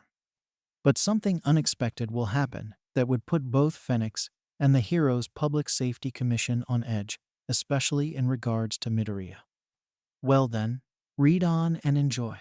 At the Igarashi residence, which also operates a public bathhouse, Karazaki told the Igarashi family how to contact Fenix if they came to a conclusion and are ready to give their answer, assuring them that Fenix will accept whatever answer they give, and said that their response would determine what steps Fenix would take in addressing what happened earlier. Genta and Yukimi glanced at each other, then glanced at Izuku, before telling Karazaki that they will think about this carefully, reasoning that this is something not to be taken lightly given the events that transpired, and also said that given Izuku's young age, they have to consider the consequences and the responsibility that comes in the Igarashi family's way. Can you give us a bit more time? We need to think this through. I see. Very well. We'll let you know as soon as possible. Yes, really. Okay, I understand. Thank you. Thank you. Oh, no problem. Nodding, Karazaki smiled and bid goodbye, as he and the Fenix troopers took their leave, and as the Igarashi family prepared to resume their normal business lives, one of the customers, who is revealed to be an informant for the Heroes Public Safety Commission, secretly leaves, and once alone, he contacted the executive members of the Heroes Public Safety Commission and told them of what he learned. Live Devil by Da-Ice FT, Subaru Kimura. Opening song of Kamen Rider Revi. No one can ever know. Akuma no Sasayaki ga calling. Tinai wa onai genjutsu. Oitsune rare edge of a cliff. Kami nai mo mihanasa reshi. Kokoro no suki narawa ri ma ga sashi. Tadashi sa de sabaki o yona kono sekaide. Insan na yami o kakushi. Ikidzuku Live Devil. Sordimo Hikari Sagashi. Aragide Suzuki Seikbi yo hang in there. Nijnade Jibun o breaking through. Dealing with the devil. Kinda no Chikara Sei Momakata Naitsukit. No one can ever know. Mamoratai Ema Ikarujidi. Kimi no tame nai Chuoku Naru. Wo o just revise. Shin nai Tatakabeki Mono wa nani. Wo o just revise. Sagashi Tsuzuki. Dealing with the devil. Ch. 11. Kazoku no Kanchi. Several minutes later, the scene shifts at the Fenix base where Wakabayashi is inside the command center, where he got the news of what happened earlier. And as Karasaki came in, he greeted the commander and Wakabayashi just nodded before he asked the bespectacled scientist if he is sure about what he is doing, such as recruiting the youngest of the Igarashi family, reasoning that he is not quite ready for the big league, reminding Karasaki that the Deadmans are not to be taken lightly. Karasaki adjusted his eyeglasses and smirked, saying that he is sure that something good is bound to happen, and reminded the commander of how Izuku was able to handle the Deadmans, as well as holding on his own when assaulted by Endeavor, which Karasaki said that it is proof that Izuku is ready for facing the threats that would threaten Japan and the world. Are you sure about this, Karasaki? Yes, I'm sure. That boy, I doubt that. Have a little faith. He has proven himself. Seriously? Yes. Believe me, Izuku Midoriya can be a good asset to Fenix. Moments later, Kadota came in, his forehead bandaged, and their Wakabayashi sternly berated him for his recklessness, and punished him by demoting his ranking, much to Kadota's shock, as the commander continued to berate him for rushing without thinking, though Karasaki tried to vouch for Kadota, saying that at least he got some interesting data and urged Wakabayashi to give Kadota another chance to redeem himself. Wakabayashi appeared to be in a state of disbelief, but reluctantly relented and leaves the office, which an upset Kadota told Karasaki that he didn't have to vouch for him, as he admitted that his recklessness caused more casualties, yet Karasaki told him that everything has a purpose, and tells him that he would come up with something so that he can participate in the battlefield when the time comes. Don't you worry, I will handle it. Are you sure? Of course. You're talking to a good scientist of Fenix. But, after the screw-up I made, it's fine. It helped me in gathering important data. Still, I don't think I deserve. Simmer down, Kadota. Believe me when I say you would soon get a chance to redeem yourself. As Karasaki is busy consoling a humiliated Kadota, the staff members whispered amongst themselves and wondered if Karasaki did the right thing, as they are sure that Wakabayashi is upset about what happened today, and that it was the right call to punish Kadota. Though they also wondered what Fenix would do about the Heroes Public Safety Commission after they ignored the calls earlier. Is Karasaki serious? Looks like he is. Seriously, Kadota screwed up, yet Karasaki. Let them solve their problem. We got more pressing situations, like the Heroes Public Safety Commission. Of course, because of them Izuku Midoriya almost got killed. I never trusted them. Me too. I think they are an institution of jerks. X. At the Hero Public Safety Commission headquarters, the top executive members are having another emergency meeting as their informant told them about what went on at the Igarashi family residence, and how the Fenix representative is trying to recruit Izuku Midoriya to become Fenix's champion. And the executive members are becoming apprehensive to the point that they acted like a group of paranoids, wrongly assuming that Fenix intend to compete with the Heroes Public Safety Commission. The minority members were exasperated at hearing their counterparts and berated them for thinking so foolish, reasoning that Fenix was created to help address the current crisis, and that they should not hold Fenix in contempt just because they came up in creating their own champion, though the executive members insisted that Fenix must be monitored for the sake of national security. I say we put Fenix on our watch list. Indeed, they are suspicious, and there's a possibility that they might become villains. That's right. You idiots. Do you really think so shallow? How foolish can you be? It was your fault to begin with. As the two groups argued over the fact that Fenix could either be a potential ally or potential threat, the debate became heated as the executive members deemed Midoriya as a bigger threat because of the fact that he gained his inner Akuma, and feared that Midoriya would go on a rampaging spree, which the minority members told their counterparts that their suspicions are utterly baseless. I say we should put a surveillance on that boy. Indeed, he is very suspicious, and there's a possibility that he might become a very dangerous villain. That's right. He might conduct illegal activities and… You idiots. You really are a bunch of idiots. Do you really think so shallow? suspecting a minor who saved the day. How foolish can you be? That boy is given a chance to serve the public and make him a de facto hero. It was your fault to begin with. Because you refused to answer Fenix's call, Endeavor almost killed him. And now you want him monitored because you think he would abuse his newfound ability.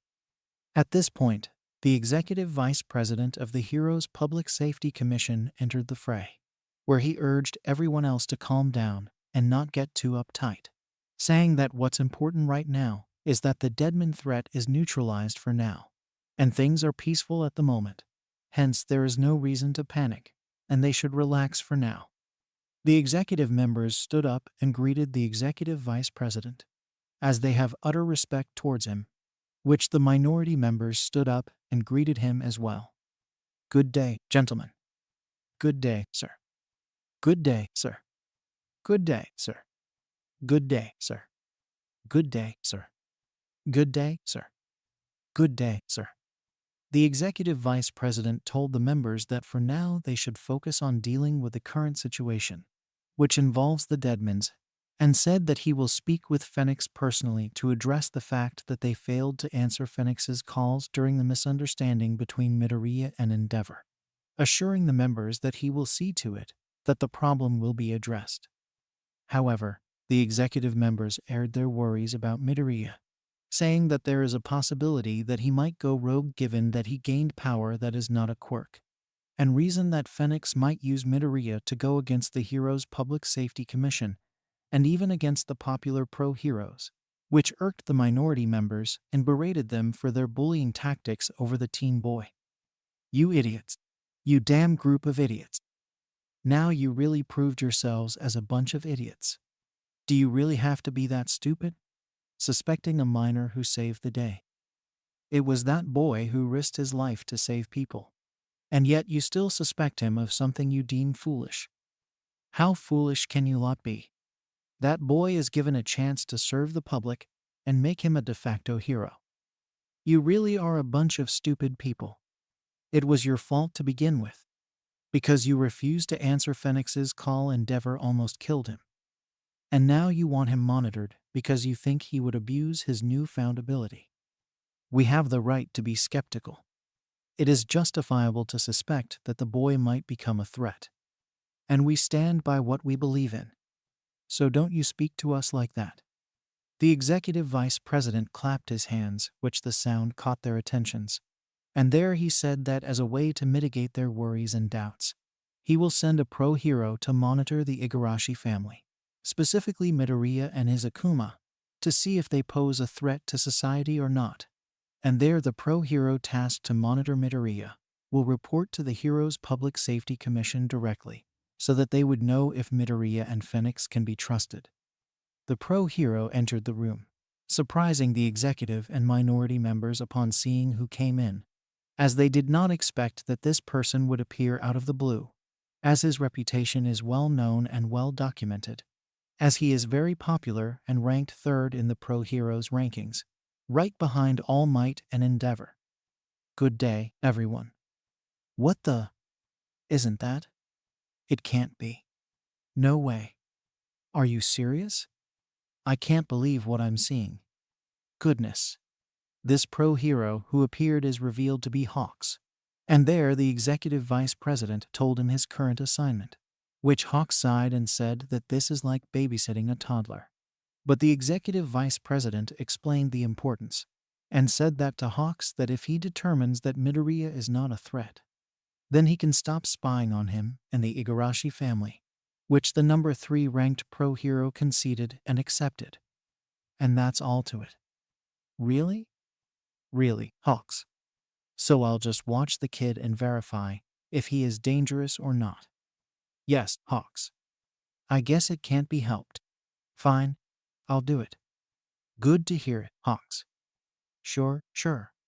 Many thanks to those who read and reviewed this fic. I am really happy, and this inspired me to bring in the next chapter.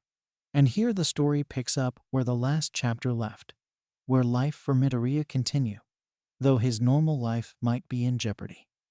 Well then, read on and enjoy. A few days later. at the Igarashi residence, which also operates a public bathhouse. Things are quite busy as the Igarashi parents are attending to the customers who stopped by the bathhouse to take a bath, as well as using the sauna, and their Genta and Yukimi are relieved that things are relatively normal, as there have been no attacks since the incident at the press conference. As Yukimi is at the reception area collecting the payment, Genta is outside the bathhouse enticing passerby to try out the bathhouse, and the results were fairly positive, and the passerby were slowly enticed to try out the bathhouse after hearing the good PR advertising from a pumped-up Genta. What do you say? Sounds enticing. Guess having a bit of a bath sounds good. Me too. Should we? I say yes. Then it's settled. Let's go.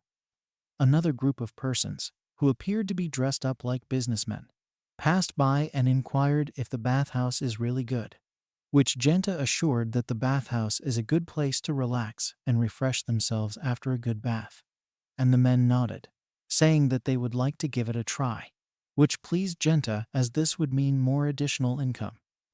What do you say? I got mine. We can split our cash. The amount would be okay. Here's mine. Okay, it's settled. Then we're good. Yeah. By then Izuku came out as he tells Genta that he is going to check out the various high schools to see which one he would try to take an entrance exam, as he needs to apply as soon as possible due to the approaching school year. And Genta told Izuku to take his time and not rush things. You be careful now, Izuku. I will. There's no need to rush. Take your time. Okay. Find the school that's convenient to you, and that is near our home. Okay? And avoid getting into unnecessary fights. Okay. As Genta led the men inside, the men in question turn out to be agents from the Hero Public Safety Commission, as they are on an undercover assignment, which they were assigned to monitor the Igarashi family discreetly. And one of them saw Izuku leave, and he secretly informed Hawks of the situation at hand. Come in, Hawks. Hawks here. Target leaving the bathhouse. Target identified as Izuku Midoriya. Okay, got it. Please monitor him at all times. Yeah. It is an order. Got it. Hawks then told the agent that he will be monitoring Midoriya in his own way, and told the agent to do his style, which the agent nodded and reminded the winged hero what the Hero Public Safety Commission assigned them to do, which is take down Midoriya the moment the boy showed signs of wanting to commit any form of terrorism. Remember what the higher-ups told us? Yeah, I know. We are to determine if the Igarashi family is a threat to public security or not. Come on, do we really have to go that far? Orders are orders. Oh, fine. Then do as you're told. Okay. Hawks sighed and told the agent that he is acting so paranoid, reasoning that if Midoriya is really a threat, then he would have caused a bigger ruckus in the past few days. Yet the agent tells Hawks that this is an order from the higher-ups, and Hawks, wanting to end the discussion, pretended that he got the message loud and clear. Live Devil by Da-Ice FT. Subaru Kimura. Opening song of Kamen Rider Revi. No one can ever know. Akuma no Sasayaki ga calling. Tinai wa onai jinjitsu. Oitsun rare edge of a cliff. Kami nai mo mihanasa reshi. Kokoro no suki narawa rima ga sashi. Tadashi sa de sabaki o yonukono sikaide. Insana yami o kakushi. Ikidzuku Live Devil. Sordimo Hikari Sagashi. Aragide Suzuki Seikbi, yo hang in there. Nijne Jibun o breaking through. Dealing with the devil. Kinda no Chikara Sei Momakata Naitsukit. No one can ever know. Mamuratai ima ikurujiri. Kimi no tain naitsuyoku naru. Wo just revise. Shin nai tatakabeki mono wa nani. Wo just revise. Sagashi Tsuzuki. Dealing with the devil. Ch. 12. Kazoku o Supai. At the streets, Midoriya is walking as he is heading towards the various high schools within Musutafu, as he realized that he only has a month before choosing a school and try out the entrance exams. And he wondered which schools he would try, as he recalled that he was quirkless, and he would have to go to a normal high school. But now he has an Akuma and being able to transform into a Kamen Rider. Thus he now faces an uncertain situation, which he also recall being invited to join Fenix, even though his adoptive elder brother Deiji is already a member of Fenix, which made Midoriya wonder if he could really fit in or not. By then Vice, whom only Midoriya could see and hear, popped out and suggested that he should try out UA Academy, which surprised Midoriya as he has heard of that school, which is an educational institution where students are trained to become pro-heroes. But he said that it is impossible as he is quirkless. I don't think I would end up there, since I'm quirkless to begin with. Oh, come on, you can enroll there. Didn't you hear me, Vice? That school is for students with quirks. I don't have one. Sure you do. How so? Believe me, you can enroll at UA Academy. Like how? It's like this. Vice said that he can say that Midoriya has a quirk by saying that he can summon his Akuma.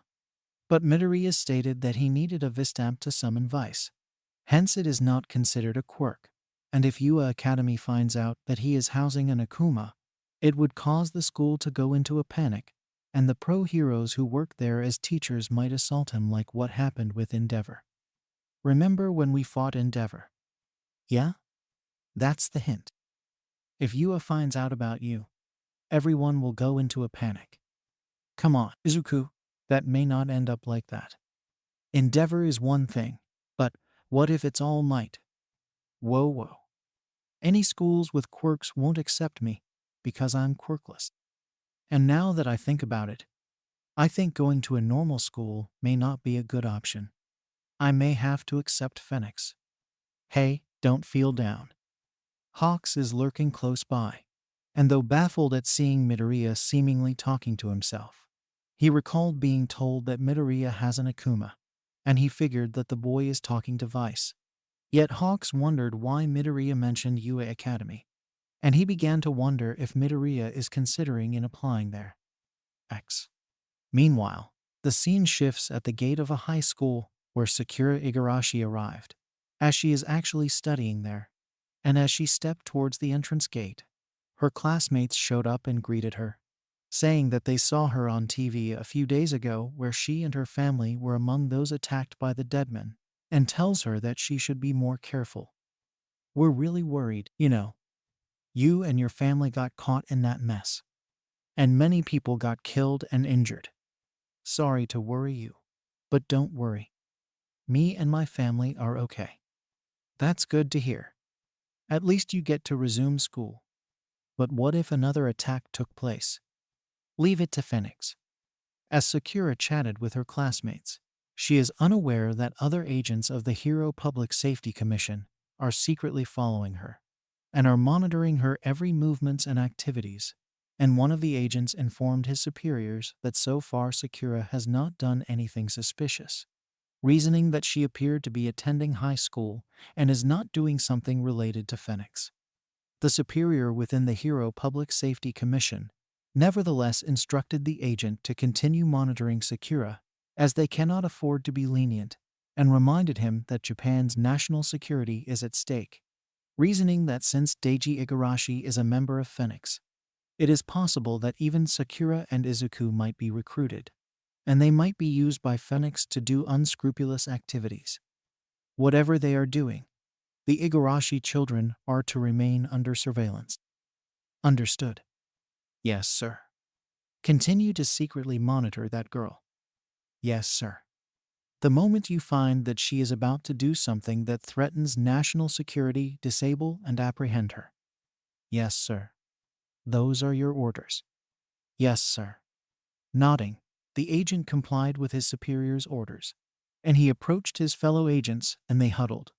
And after a few minutes they emerged and are disguised as janitors, which they managed to fool the guard, and gained access to the entrance of the school. And once inside, the disguised agents were told by the lead agent to split up and discreetly keep an eye on Sakura. And if the worst possible outcome were to happen, in which she showed signs of intending to commit acts of terrorism like what the Deadmans did. They are to take her down no matter what. Those are what the higher-ups said. If she showed any signs, disable and apprehend her. We are also given permission to terminate her if necessary. Okay. Okay? Okay? Okay? Okay? Okay? Okay? And so the undercover agents split up as they discreetly search for Sakura, as they are intent in monitoring her activities to see if she poses a risk to Japan's national security and public safety, as she is currently in a high school populated by many high school students attending classes. X. Meanwhile, Midoriya had just visited at least 3 high schools, and so far he is undecided as to which one to choose, as he felt that there are other high schools to check out. And their vice asked Midoriya why is he so choosy, which the teen boy said that he felt unsure and wanted to see more so as to help him decide which school he should choose before enrolling. Come on, Izuku. You've been wandering around for the past 3 hours. True, but can't you make up your mind? Well, you shouldn't beat yourself up. What if you can't decide? Are you going to skip your first year of high school this year? Maybe. Hey, Izuku, don't act like you're dying from a terminal illness. Hawks continue to secretly follow Midoriya as he is contemplating on whether to stop trailing his target or not, seeing that Midoriya doesn't pose a threat and sees that he is just checking out the schools. But then he noticed that other agents from the Hero Public Safety Commission are also secretly trailing Midoriya, and through his feathers, Hawks sighed in dismay as he found out that the Hero Public Safety Commission higher-ups sent their agents to spy on Midoriya without consulting Hawks. And the winged hero, through his feathers, heard the conversation between the agent and the higher-ups. And that's what the higher-ups said, and it's a no-bullshit order. If that kid showed any signs of committing violence and summon his Akuma, disable and apprehend him. We are also given permission to terminate her if necessary. And don't be swayed because he's a minor. We are only following orders and nothing more. Okay? Okay. Okay? Okay? Okay? Okay? Okay?